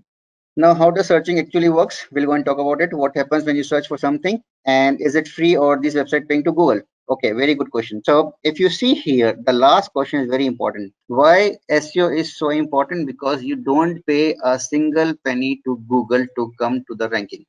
Here, basically what you are trying to go and do with respect to your skill set, you are trying to go and rank your page without paying to Google, and you will be ranking your page based on the technical know-how of SEO, based on your content quality, and you will be ranking yourself on the Google based on your capability merits of SEO.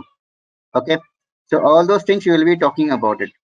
Now next we'll talk about something called as a keyword research. Before we jump to this very important topic called as keyword research, anyone has any doubt, please ping me on the. Any questions, guys? Anyone? Great.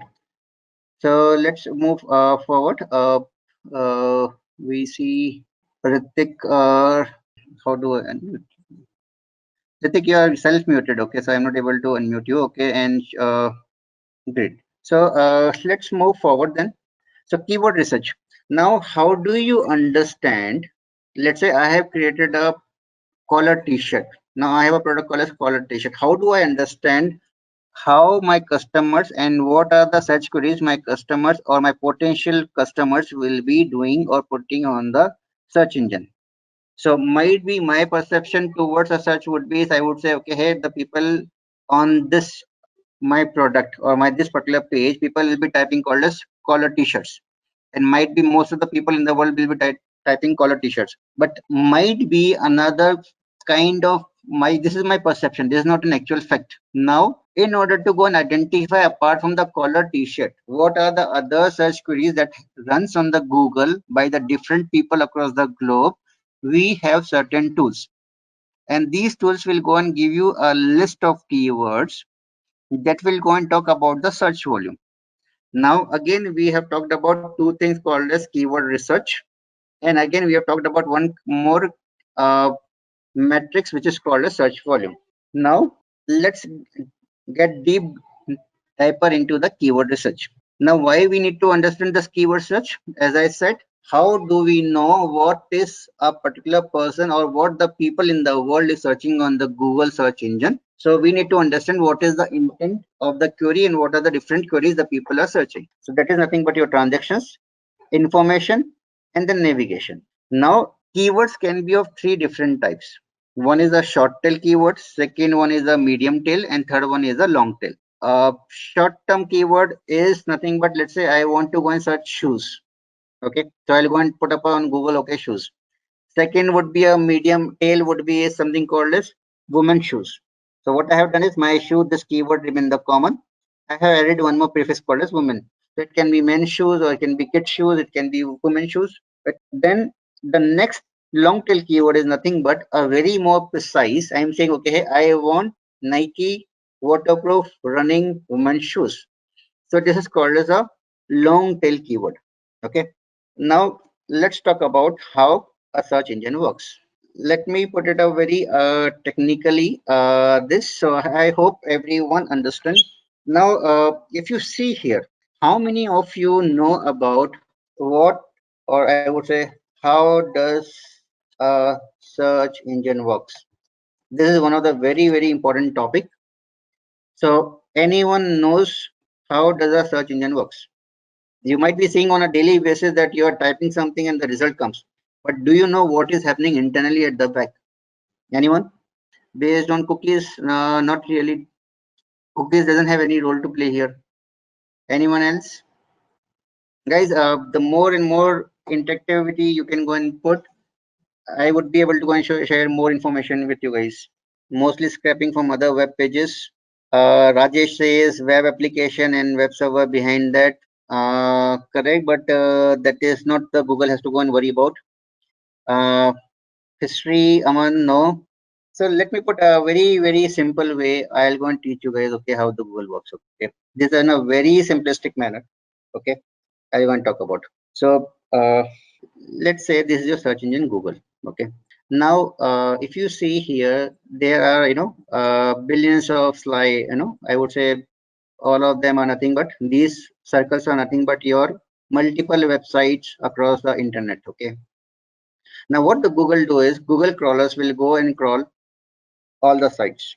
Okay, now that is what is so great in it? Okay, now you'll be asking me a question. Okay, what is so great in it? Okay, by default everyone knows, okay, Google is going to go and crawl a site. That's it. Now when the Google crawl a site, what happens is it will create an index. Now what is index?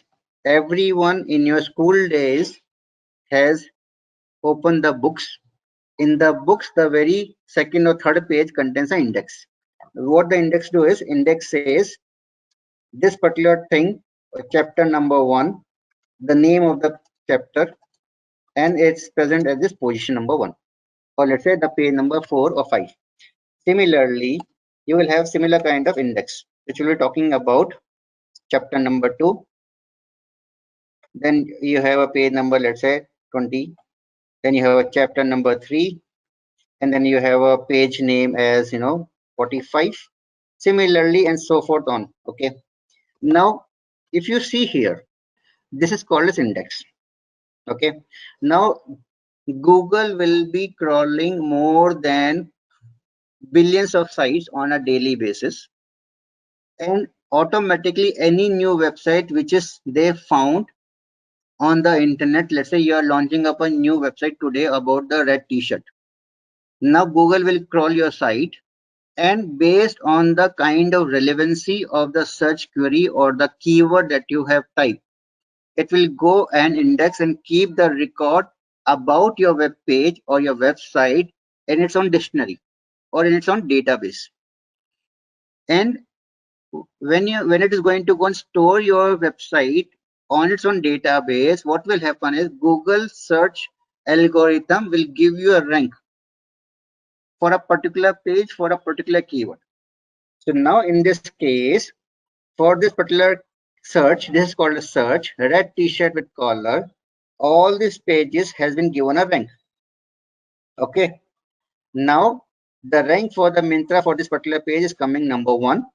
Now if I go and change my query to red t-shirt only and I remove the collar, now whether Myntra is coming first or not? No. That shirt page is not coming. Now here my query becomes red t-shirt. Now even the Myntra page is coming as red t-shirt. This page is different from this page. Now if you see here with the same query, which is my long tail query, now I have cut short my query, my result got changed. Now if I go and make it much more cut short, if I go and type only the t-shirt, my search query will get changed again and only the t-shirt is coming. Now if you see here in all the 3 queries, I am getting the 3 different pages from the Myntra. Clear? Now how does the Google works is, Google has certain matrices at the back to understand a page. So when you are creating your page, okay, it will have certain things. One is called as we talked about, title text. At the very top, we have talked about title tag. Then you have something called as meta tags, or I would say meta text comes as, keywords. And then you will have something called as meta description. We'll go and talk about more in detail about these. So if you see these are the jargons for you, please bear with me for a few minutes, okay? Then you have something called as headings. Now in the heading, it can be your H1, it can be your H2, it can be your H3, and so on. And then it will have a body of the page. Then it will go and see the structure of your page. And then it will go and see the content on the page. Then it will go, the Google will go and see about the time spent by the visitors on your page. Then it will, there's something called as bounce rate. Google will see, okay, once the people visit your web page, what they do? Either they go within the website, they browse the website, or they jump off from the website. Okay. And any links coming, or I would say inbound or outbound. Okay. So this is the on page part. Okay. This is what the Google sees. Another matrices the Google sees are how many websites or articles or any web page talking about your web page or your website. Good. So if you see here, this is what actually I have put everything. This is not, if you remember from row number 25 to row number 37, this is a very gist of the complete SEO. You don't need anything else apart from this in a very, very short and sweet way. Now, when a Google come across your website, Google will go and get all this information till the structure of the page and the content of the page. This much information Google has when the crawler comes to your website. Now, another set of things the crawler will go and talk about is they check nowadays. The Google has become very smart. They see when the visitor comes to your website whether he spends a long time or he spends a short time. If the time spent by a visitor on a page is very, very less, then Google will understand, okay, hey, this page is not relevant for the query which has been searched. So if you are having a higher ranking, then it will go and pull it down. Or if you are coming, let's say on the ranking number 6 and the top 5 ranks, if the time spent for the top 5 sites or the web pages is lesser, then your will go move ahead. So this is what actually the Google go and give the ranking criteria. So it is very important for the Google as a search engine is it wants the visitor coming on the web page of the Google and typing a query to show the relevant result, and the relevancy is checked based on the behavior of each and every person on their website.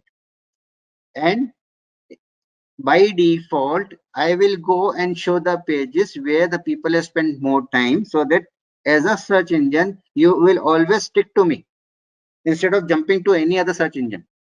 So if you are spending a lot of time for a particular query on a particular pages, that means those pages are relevant for that particular search query, and I'll go and try to go and rank higher as compared to other pages which are time spent is lesser.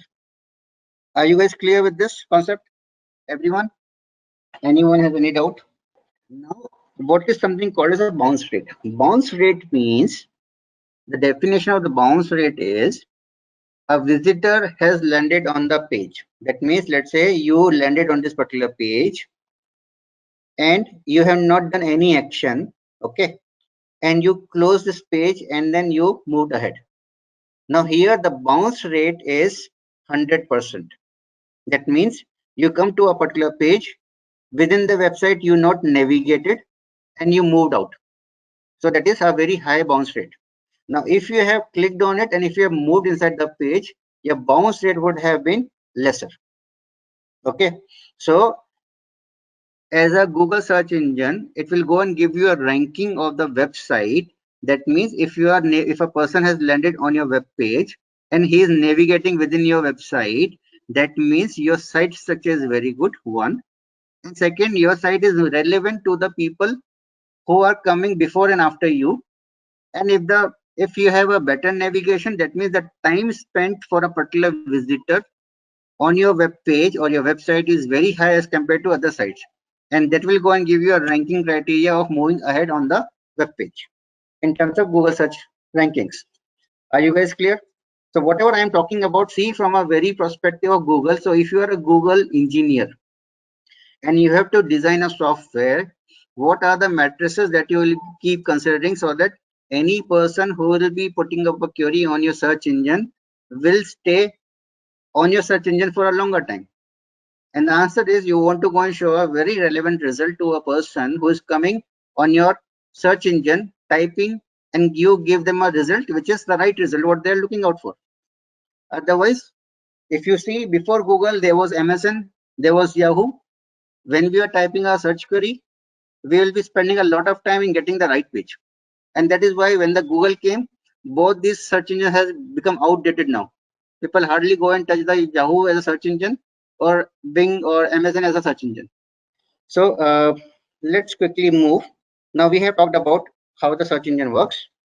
Now types of SEO. Now you have something called as on-page SEO and you have something called as off-page SEO. Now on-page SEO is nothing but what you see on the web page that we talked about here, as we talked about meta title. Title tag is nothing but you see here title tag. Meta description we have already talked about. Now there's something called as meta keywords. In the earlier days, Google search engine as well as the other search engine says if you are creating a web page, you need to go and write about something called as keywords. Let's see whether these guys put it up or not. Okay. Okay. Now if you see here, meta keyword, you see now that what these keywords will go and give a hint to the Google or any of the search engine that this particular page is relevant to these search queries or these keywords. So collar t-shirt design. Now if you see, these are nothing but your multiple keywords. Okay, they would have identified these keywords in the keyword tool and they would have put it up here. But nowadays none of the search engine will go and give any weightage to this. Google has very clearly mentioned we don't bother about the keywords now. We see the content where their algorithms are smart enough to read the content and understand what the content is all about, and they will go and make their own indexing at the backend. Okay, now this is the description that we talked about. If you see here, the description is here, which we have seen. Now the next thing is, so we have talked about this, now heading. Now heading, let's go back to this particular page. If you see here, the heading on this particular page is collar t-shirt online. Do you see? This is our heading. And if you see here at the top, this is called as your breadcrumb. Okay, what we say this? So before the heading, you see a breadcrumb. Okay, so this is breadcrumb. This is your heading. Now these are your content. So if you see here, content is nothing but here. But if you see here, the content what they have done is they have put up the content at the down. It's an e-commerce site, so they have put up the content like this. So buy collar t-shirt online. So we have a query called as collar t-shirt. So collar t-shirt has come in the heading. Clear? So now if your search query is, let's say if I am putting and you guys are SEO guys, where the objective is given to rank this particular page. Now the keyword for which you want to go and rank is collar t-shirt. Now that means I need to go and have this keyword in my title tag. I will go and put up this keyword in my meta keywords. I will go and put up this keyword in my meta description. In the breadcrumb also I'll go and try to keep it up. In my H1, H2 also I'll go and try to keep it up. In my body, that means when I say body of the page, that means the content. So in this content also you will find collar t-shirt because this is my primary keyword. Okay. Now structure of the page, if you see the structure of the page plays a very important role here. If you see here, if I'm clicking on this, I'm getting into a new page. So my navigation is increased. So we talked about if I'm coming to a landing page and from this particular page, I'm moving within the website and the time it takes for me to spend on a website is very high. The chances is very high that I'll go and rank you on a higher site. And this is perfectly a very good example why this particular page is ranking on the Google. You have so many options and it will go and keep navigating you within the whole website. Okay, so once even if I like this t-shirt and if I go and scroll down, if you see, it will go and start showing me even if I don't like the color, might be the size is not the right fitment for me, so I'll not go and jump off. So what I'm saying here is I'm showing another products of similar thing, and again I'm starting doing the navigation. So if you see, I'm engaging my visitor coming on my website. If he doesn't like this particular t-shirt, I have an option and I have an opportunity that I'm going to show more so that the time spent by this guy is higher on this page. So I have very great navigation. If you see a very good navigation example on this site. So I keep going on and on and on. Are you guys clear with me? Now this is called, talked about the structure of the page. Now the content present on the page, if you see the content which is present on this page, let's go and do a control F. So if you see in this page, this particular content, if you see yellow marks, total 10 times collar t-shirt is coming. It is coming in your heading. Now this what kind of heading it is, I'll go and show it to you. Okay. If I do a right click on this is your H2. You guys see this here? So this is your H2 class. So this is the heading number 2. So we have H1, H2, heading 1, heading 2. Okay. So so this is what heading. So I hope you guys understand now. If you see here, this is the content, this is not in heading. Okay. So you can go and do this also. This is a paragraph and you see the content here, right? So as and when you start working on SEO, this becomes your day-to-day routine. Okay, you will understand this. This is all called as technical SEO. Now, on page is for ranking any website or anything. 70 to 75% contribution is on page.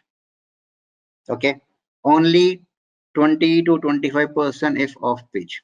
So that means how strongly you know this, that makes you a very well proficient SEO expert. Okay, so this is very important.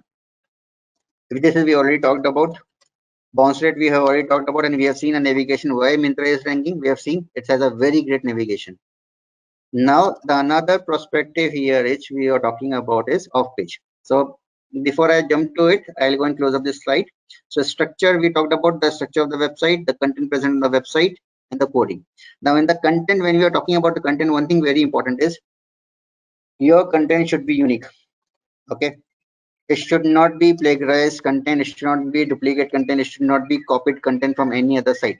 Okay, If you have a copied content, your page will not come anytime. If you have a duplicate content, if you have plagiarized content, it will not come. Okay. Now there are certain factors on the SEO front which you see as a schema, title tag we talked about, image alt text and everything. Now there's something called, people will keep talking about image alt text.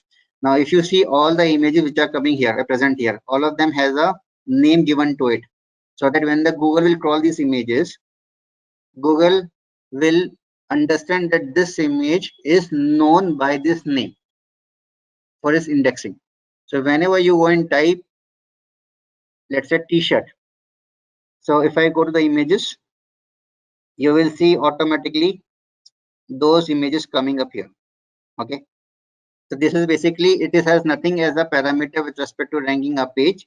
It is more towards the ranking an image, because many people you will be speaking, they will go and tell you all text, all images important, all images is important, but it is not a ranking criteria. It is a ranking criteria for the images, not for a web page. Okay, that very few people know about it. Okay, is it better if keywords are repeated many times in the body? So to be Gabriel, to answer this, okay, very good question, Gabriel. So right now, if you see here, we talked about the 10 times in this page, we were getting the collar t-shirt. Okay, this one was the page.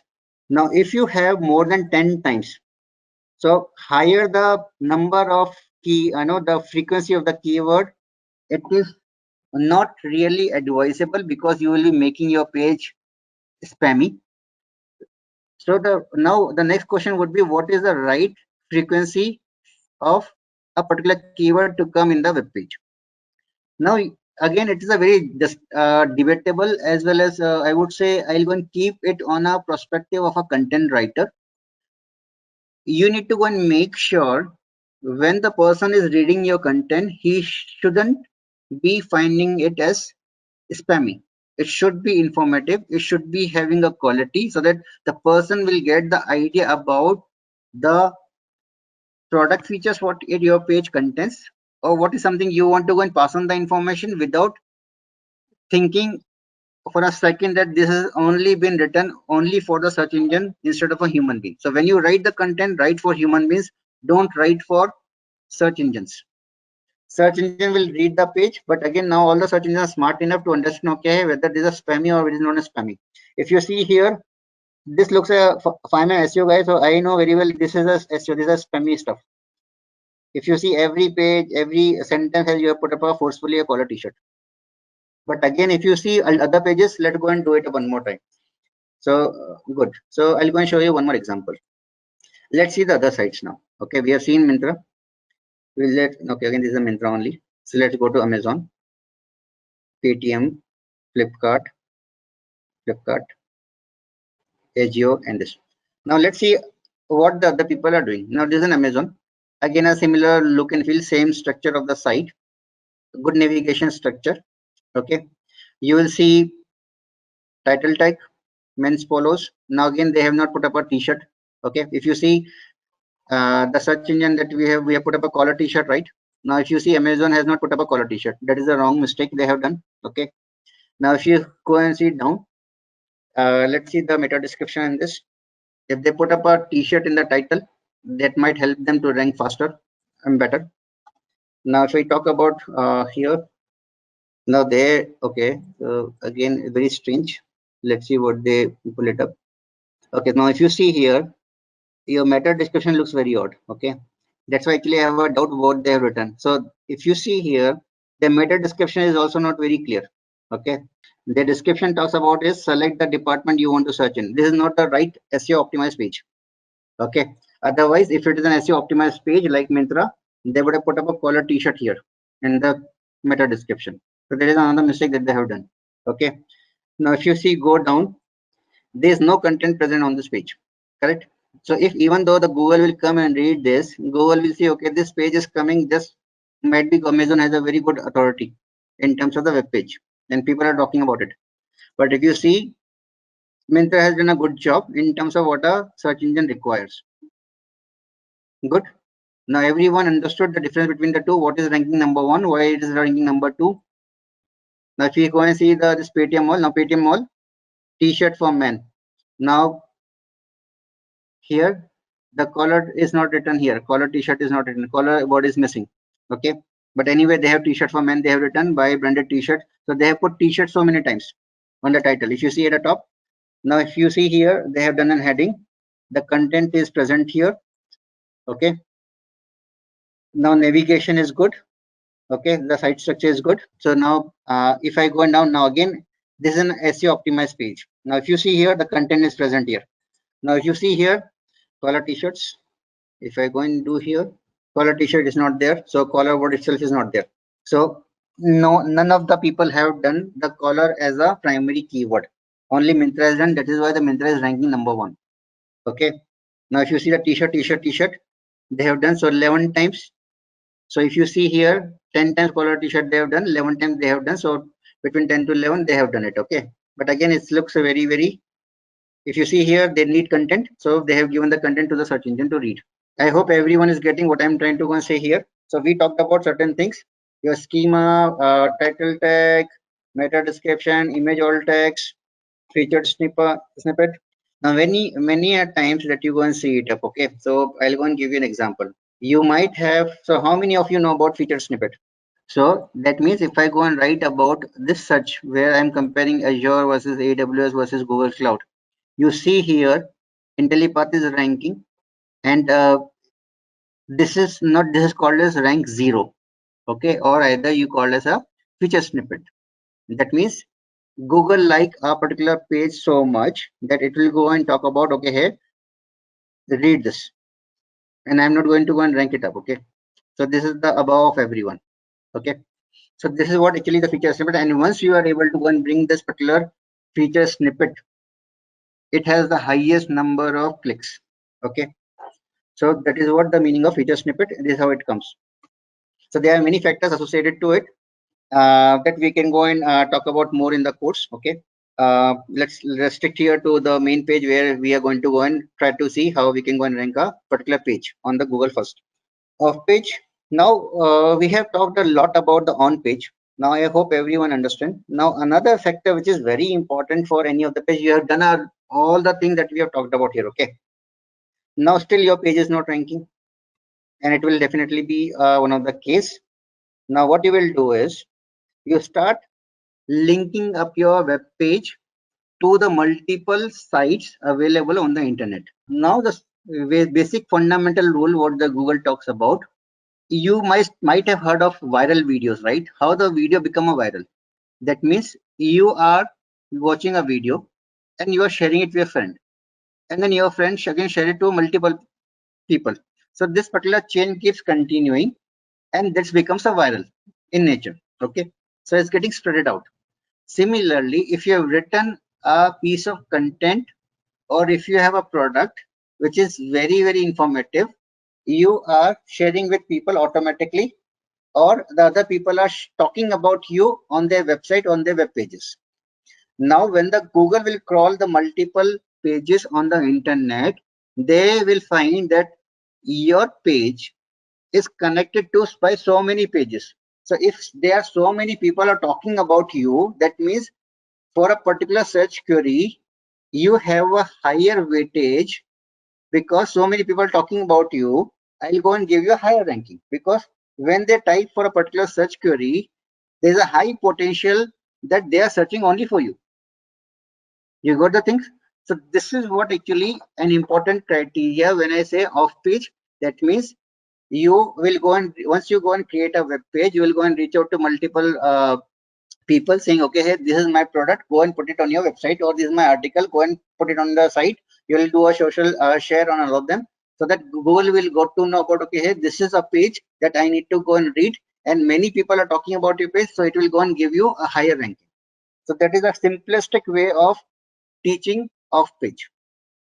Okay, so now this is now when I talk about the whole perspective of the sharing the content to by at multiple places, that is nothing but called as link building. Okay, you have written your web page is live and everything. Now what you will be doing is you are telling a number of people, okay, in the world, okay, this is my web page, this is the content that I have written, please have a look at it. If you like, go and put up in your website.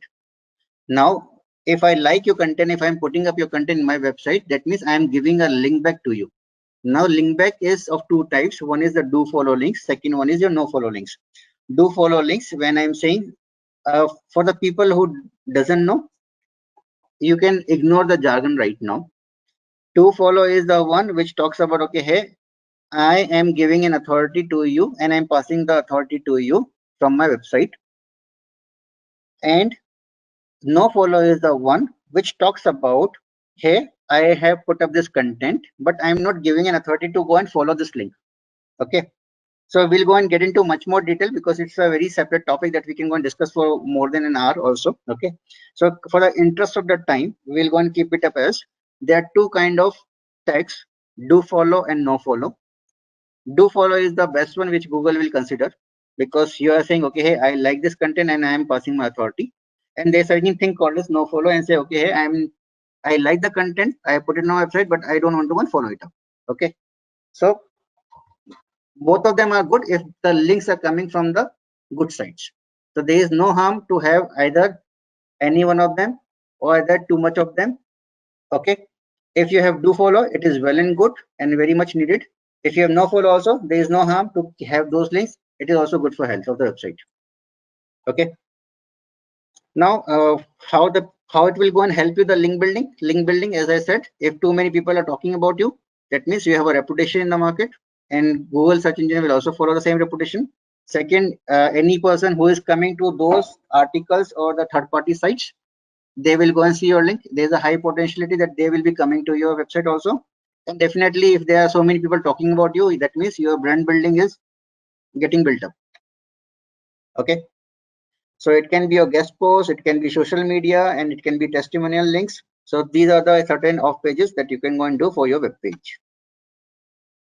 Now, another factor which is important is inbound and outbound links. That means inbound links are the one where the link is coming to my site. Okay. Outbound link is the one from my web page I am passing the link to the other site. Okay, that is called outbound. That means inbound means coming inside, outbound means going outside. Okay, you can go and think like this way. From here, we have done about the complete linking part of the web pages. Okay, then let's move to the next important topic, content duplication. So guys, whatever you are writing the content, as we seen in the Myntra and the Flipkart and the other pages, please make sure you need to have a unique content. Otherwise, if your content is not unique, Google will not give any weightage to your content. That's in short. Keep it in your brain. We need unique content means unique content. That's it, nothing else. Okay. And the content should be informative. It should add a value to a user. That is the most important part. If you are not adding a value to the user, that means when I'm coming to your website, if I don't see any value, I'll go and jump off in a very short span of time. Okay, so you remember the rule number one that we talked about. If you write good content, I'll stay long on your website. If I stay long on your website, that means you have a higher chance that you have a higher ranking. So content duplicacy that we have talked about, don't write a duplicate content. There are multiple tools available in the market that will go and check the content that you have on your web page is duplicate or not duplicate.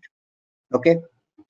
Now, if you have a duplicate content and if you see within your website you have a duplicate content, you can go and make a 301 redirect permanently. So you can go and clean up all those pages so that you can go and remove those contents. And there is one more tool called as Google Search Engine Console, or I would say Google Webmaster.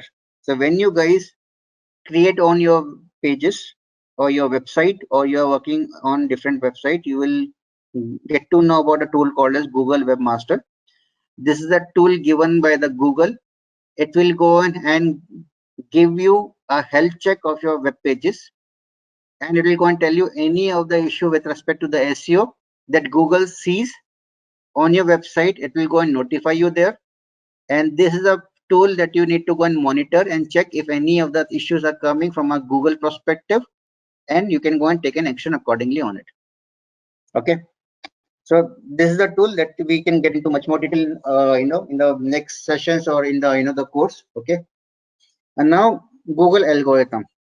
Now, which we have talked about a lot about, how the Google sees a page, or how do I want to become the top rank, okay, on the Google for in a particular search query, which is very important for my business. Now, Google over a period of time, they have launched multiple algorithms, and those algorithms have certain impact on the whole search engine rankings as a search result. Okay. Now, if you see here, Google is a computer application. An n number of algorithm has been written, and now when I say algorithm, for the people who doesn't come from a computer science background, algorithm mean a set of instructions given to a machine to behave in a particular fashion. Now, these instructions can be any. A very simple way of instruction would be is, I would say, all the web pages in the world which has a duplicate content, don't rank them. Okay. So let's say a simple instruction given to the computer is to find out all the websites having a duplicate content in the search result, and if we find any such cases in the top 20 or top 30, give them a lower ranking and re-index the all the pages again. Okay. Now, if you see here, what I have just explained you just now, it is nothing but an algorithm which Google has launched few years back. Okay. So now the people who are in the digital marketing and primarily in the SEO, they would be known. They know these names here: Panda, Penguin, Hummingbird, RankBrain. Okay. So what I just talked about right now is Panda algorithm. So Google has launched up a algorithmic update, which is called as Google Panda release, which says if you have duplicate or plagiarized, or if you have a stuff content, pull down the ranking of those pages from the Google search index. Okay, and many websites across the globe got impacted, and there's a heavy shuffling happened on the Google search index ranking. Okay, and whichever sites have a good and unique content, make them in the top. So this is what the algorithm, Google Panda algorithm, talks about. Okay.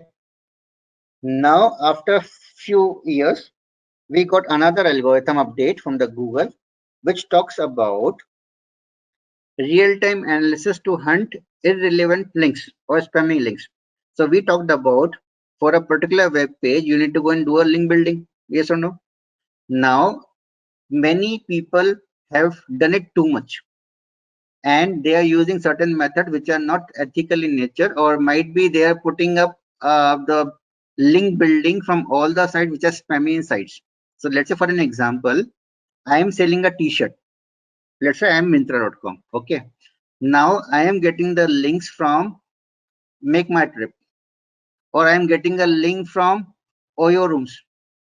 Now, if you see here, I am a t-shirt selling company, or I am a online e-commerce company, and I am getting a link from a travel agency like Make My Trip, or I am getting a link from Oyo, which is a rental apartment or a guest house kind of company. Both these sites, all three sites are unique. There is no relationship between them. If I'm getting a link from a bloggers who write about designer sites or the boutique sites, then that is a relevant link for my t-shirt selling company. So Google Penguin says the links that you are getting should not be spammy. You get the links for the pages that you have written from the relevant sites of your own business. You cannot get the link from any other websites. Okay. So this is what the meaning of Penguin. I hope everyone is clear with this. The next algorithm update which has come was Hummingbird, and it says the keyword stuffing that you have done in a web page is considerably of low quality, and your content should be of high quality. It should not happen that your content after every 15 words call a t-shirt coming. So in the Myntra site, if we go and talk about we see that they have put the collar t-shirt 10 times, correct? Now if they have made this as 50 times, then it becomes a spammy content. Okay, and based on the update from the Hummingbird, this page will not be ranking. Okay, if they would have done it like this. So I hope everyone is clear about the Hummingbird, what the Hummingbird talks about.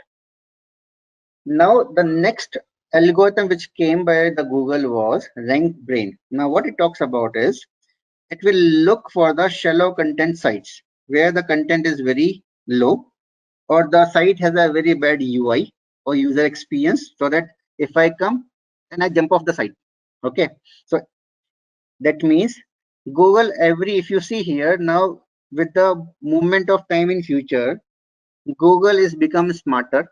The algorithms are become smarter so that they identify easily whether the person coming to this page, how much time he is spending, what is something action he is doing, or whether this site is user friendly or not also. So Google is taking care of all those things nowadays. Okay. So this site takes care of the UI and UX. If you have a good UI and UX, I'll go and rank you on the higher side of the Google. Okay, that is what Google says. So that means everyone has to go and make sure that you need to have a good user experience given to all the visitors coming to your website. Okay, so next thing is we'll go and talk about another approaches. We have something called as white hat, gray hat, and black hat. Now again, fancy terms. If you are good with this, I'll quickly explain in a very simplistic manner what these are. White hat is nothing but whatever you are doing is of ethical practices that you have followed.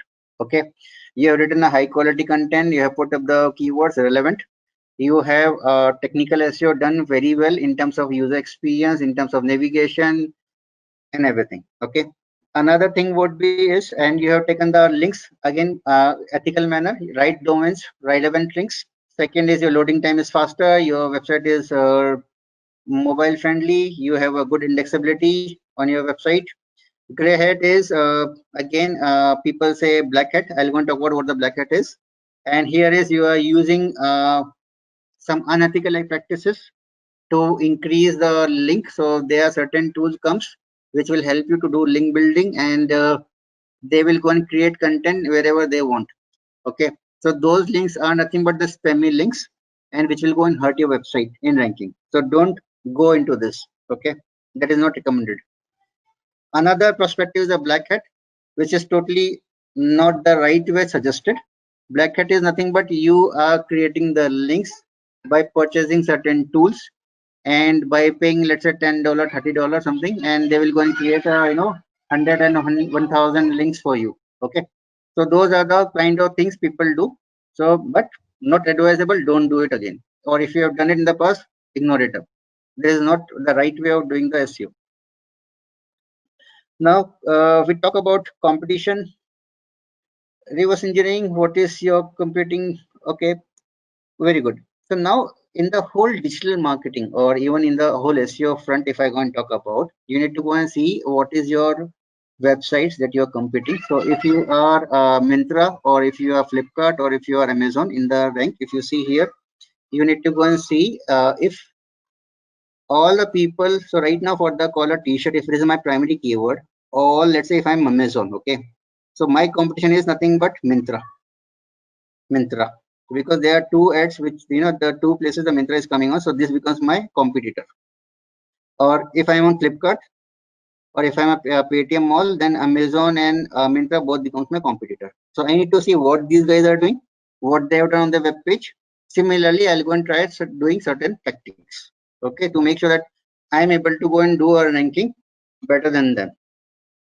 Similarly, we saw when we have done the SEO audit a little bit, we identify Amazon pages were not SEO optimized, whereas Myntra and Paytm Mall pages were optimized. So if Amazon.in has to go and rank on it, it is a small job for them to go and optimize the page with the t-shirt or the collar t-shirt. Okay, they would be able to go and rank very fast. We have discussed all of them: site navigation, responsive design, crawler optimization, and at the end of the day, all these three will make me a good user experience. And that is what actually important right now. And responsive design, quality content, site speed, maintain readability, have a good colors on your site, crawler optimization, easily accessible. Your page should load faster on mobile because most of people are sitting on mobile now. So all those things Google takes care of it now. First, Google will go and see definitely the quality score of your page. So you need to go and maintain up a good brand. Now in the local SEO, if you are a grocery store which has a local reach, and let's say for a particular thing in Marthali in Bangalore, you have a grocery store and you want people to go and search online. When they're searching online, so they can go and see you on the top. Okay, so for the same, Google has certain thing called as a local SEO. And similarly, if you see here in the beginning, which we have talked about, you were seeing the maps. Now Google shows something called as maps and everything. It will go and say, okay, hey, this location is close, or this location is going to come. Okay, so all those, they will go and give you a Google map link, and it will go and say, okay, hey, this is the nearest restaurant that you can go and have your breakfast or dinner or lunch. Okay, so restaurants near me. So you see here a local SEO. So all the things, all the restaurants nearby to me right now, I can go and see all of them. So Google shows them very near to me. Okay, so this is nothing but your local SEO that we you can go and do it up. And your name, address, and phone number is important, so that if you see here your name, address, and when you click on it, you can easily go and reach out there. So all the things you will go and see it up here, right? Whether it's open or close, or what is the address, directions, and everything. This is nothing but your local SEO. Now measuring the SEO performance, you will use a tool called as Google Analytics, which will go and give you an idea, okay, how many visitors are coming from what page and by what channel, organic channel basically. And you have an SEO performance, which is the engagement matrices like conversion rate, time on page, pages per visit, bounce rate, scroll depth, and everything. So we have talked about all of them: conversion rate, time on page, we have talked multiple times; bounce rate, we talked about; pages per visit also. Scroll depth is nothing but how many times how good navigations you have. Okay, so conversion rate is how many people come to the website and convert it to a visitor. The visitor becomes a customer. Okay, so we have talked about all of them, so I'm just jumping off quickly. So you have multiple tools when you become and you start using. You will have a SEMrush, you have Hrefs, you have a Google AdWord keyword planner, you have WooRank.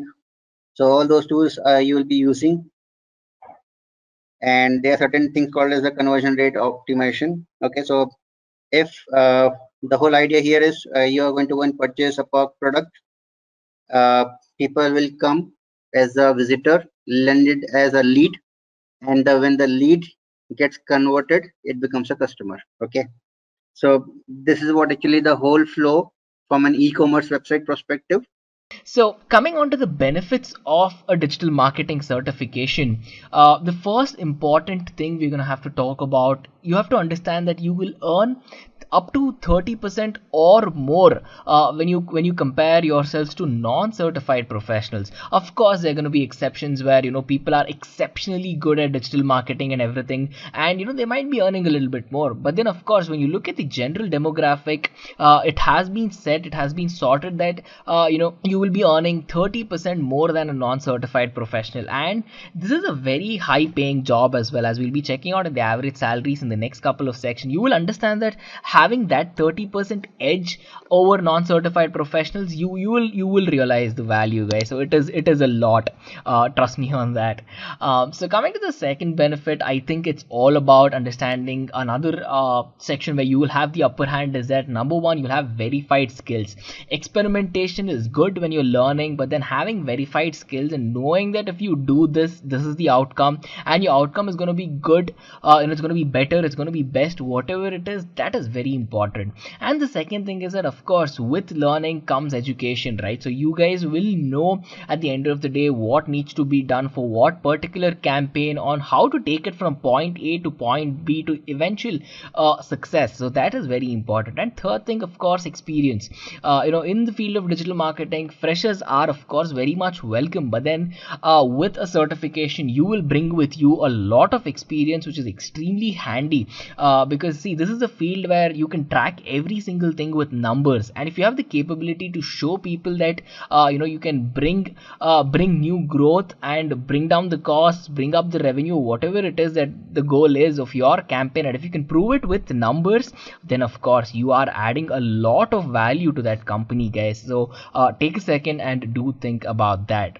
And then if you have to talk about another benefit, a personal benefit or towards the company itself, you will be operating a lot more efficient with a certification, because you understand the things thoroughly. And people who are certified, majority of the people who are certified are actually the ones who are leading the industry of digital marketing, and there's a fine reason for that, right? So when you think about it on a whole, being certified, be either you're a fresher, you can be a person moving from another, you can be a person moving from a programming language aspect as well. Again, we're going to discuss on that, but at this point of time you do have to understand that you will be operating on a next level if you are certified, because that will help you. It's not like you're seeing or running for the first time in your life. You're already trained to do it, and now you'll be doing it very well. So that's the point there, guys. So this is a section which will intrigue a lot of people, is the average salary of a digital marketing certified associate. Guys, the numbers are actually great. The average salary in the USA per annum is somewhere around $80,000. It's around 8 lakhs per annum in India, and 41,000 pounds in the United Kingdom as well. So as a fresher, as a person who's getting into digital marketing, these numbers to me sound very attractive. These are very much attainable in the respective countries as shown below. All you need to do is you have to be trained, you have to have the right skill set, the interest and the drive and passion for digital marketing at the same time. So with this, we can come towards checking out all the job roles that you will be extending for, to commonalize everything and just say digital marketing associate might be okay, it might be fine, it might be right, but then there's more to it. Because look at your screen right now. I've mentioned over 10 different job roles, and I couldn't fit more on the screen, to be honest with you guys, because there is a lot more.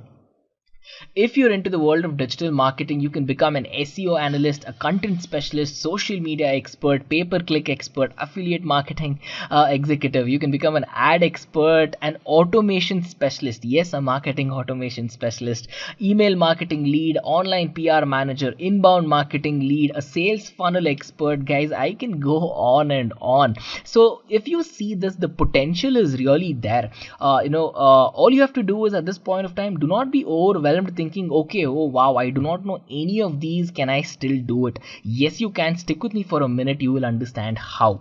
The point here is to tell you guys that you will have a lot of scope, a lot of domain, a lot of choices, in case if you guys are confused about not knowing where to go from wherever you are right now. So instead of just having the title of one job role, you've been given the freedom to choose from all of these, and not a lot of fields give you this kind of flexibility, right? So when you think about it, this makes a lot of sense.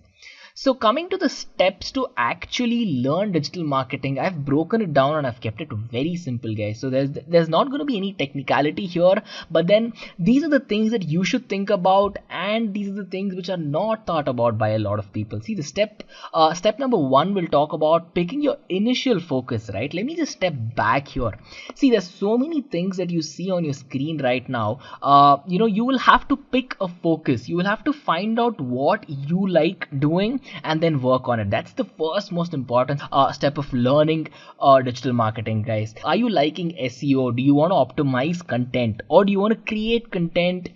You know that you're good at it, or are you very good at creating very catchy advertisements, or social media events, or you're extremely good at people skills, and you have very good affiliate marketing techniques. So all of these, right? So you need to understand where you're good at, and you have to weight against can you take it further. So it's a very simple way between that, guys. So when you talk about digital marketing, it's two ways we always talk about. One is customer acquisition, where you want people to come see your content, or you want people to land on your product page or your service page or whatever it is.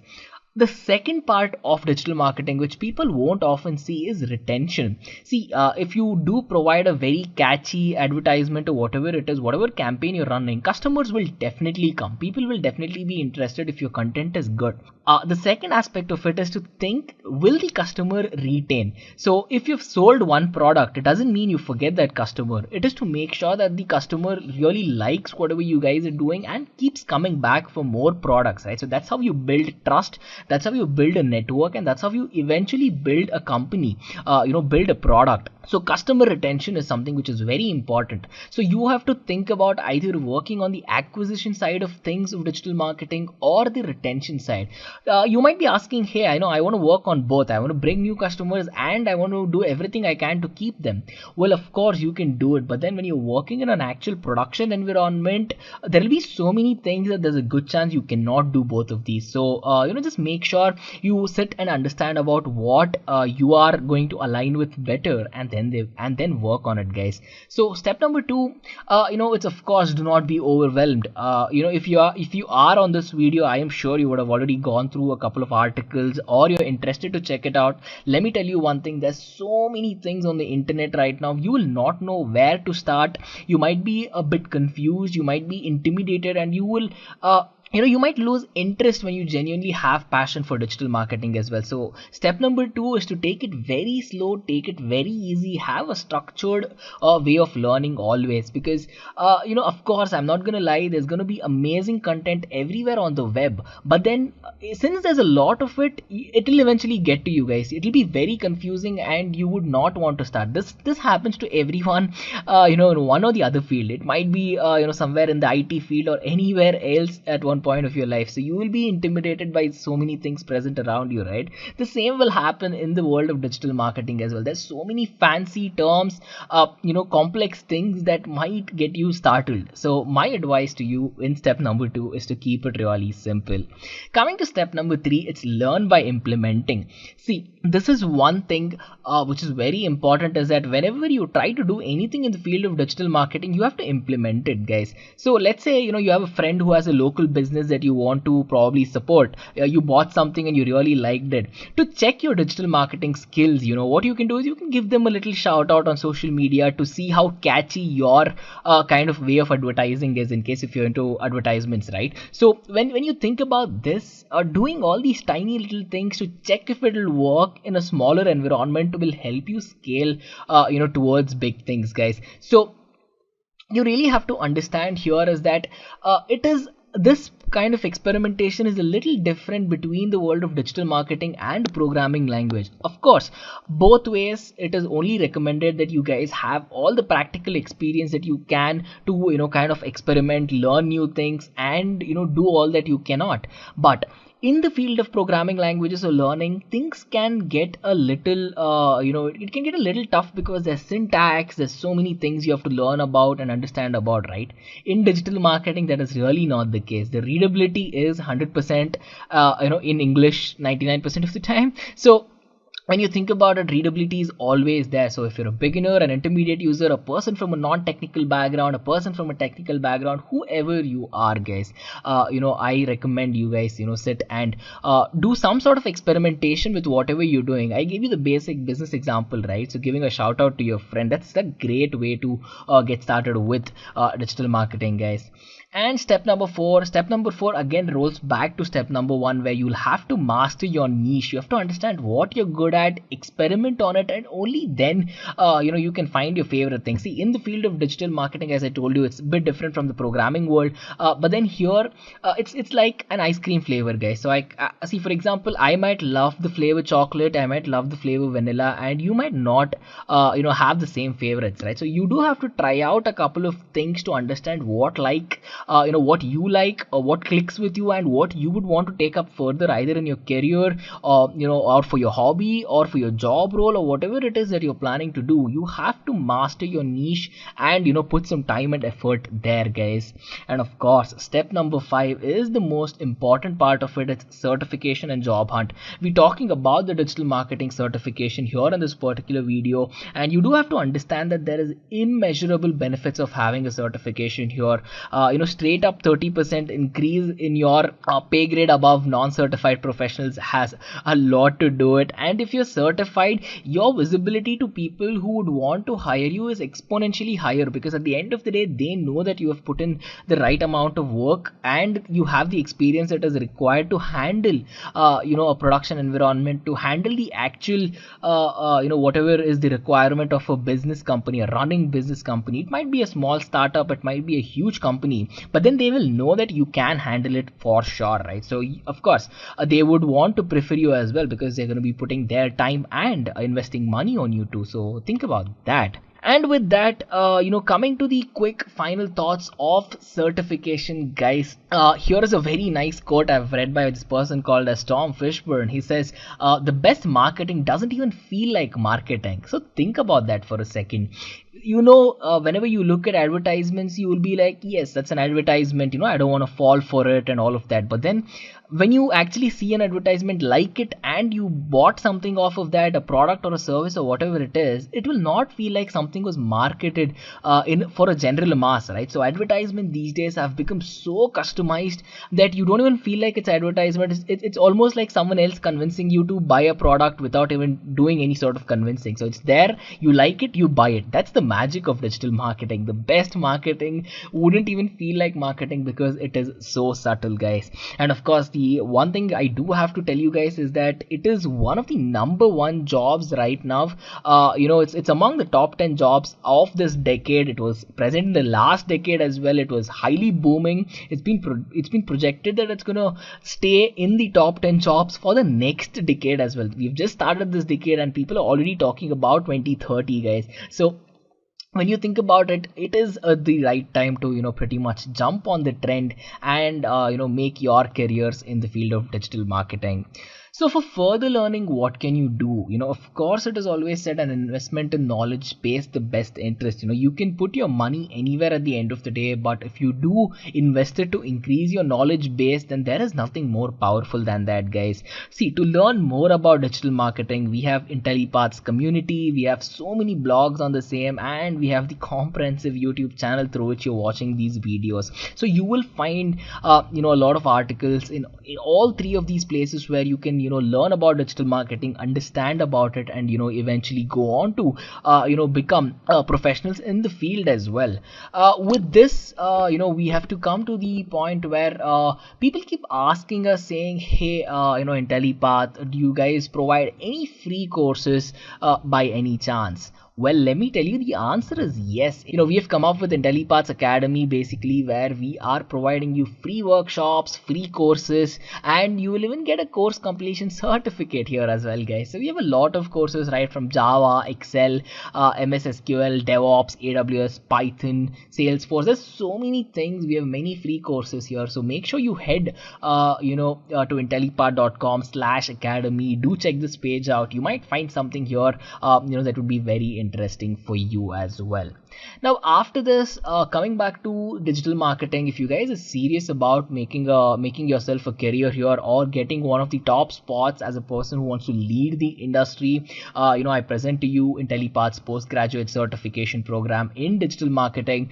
This is being done in collaboration with SPJ IMR Bharatiya Vidya Bhavan, where you will get to take a lot of information about digital marketing, guys. You guys will become experts after this, because this is around a 5-month program. You will have over 83 hours of instructor-led training. You'll have a lot of self-paced videos, industry-grade projects. You will even have access to Harvard business case studies. You'll get the alumni status from SPJ IMR, 100% job assistance, of course. We stand by that. And then Intellipaat's well-revered 24/7 support program, guys. So if you're wondering who this program is for, so you guys either have to be graduates or diploma holders, and you will require a minimum of 6 months experience, or you can be an entrepreneur who wants to start a business, learn the skill, traditional marketers, who want to make their career in digital marketing, sales professionals, communication managers, brand managers, someone from a non-technical background, a technical background, whoever you are, guys, this program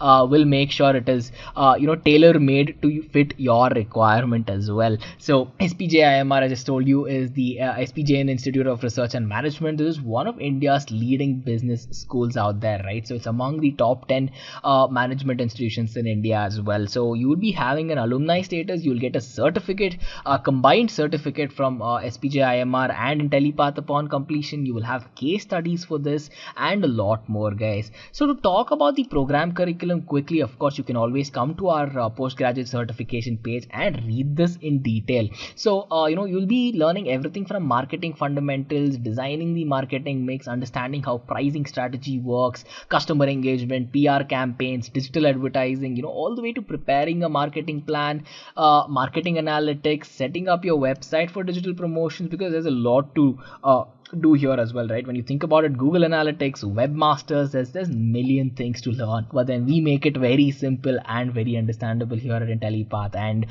guys, when it comes to SEO as well, SEO, SMO, search engine optimization, and social media optimization, video marketing, email marketing, landing pages optimization, affiliate marketing, guys, I can just go on and on with the curriculum, but then it would add a lot of value if you guys actually check this out on your own in detail, or get in touch with any of our experts to go on to do this, because at the end of the day, this is a postgraduate program that's going to give you a lot of clarity about what you're going to get while learning, and what you'll get later as a certified digital marketing executive as well. That part of it will add a lot of value to you. We have discussed the projects which will be covered in this session. You will have the admission details, where you're going to have to submit an application first. It will be reviewed.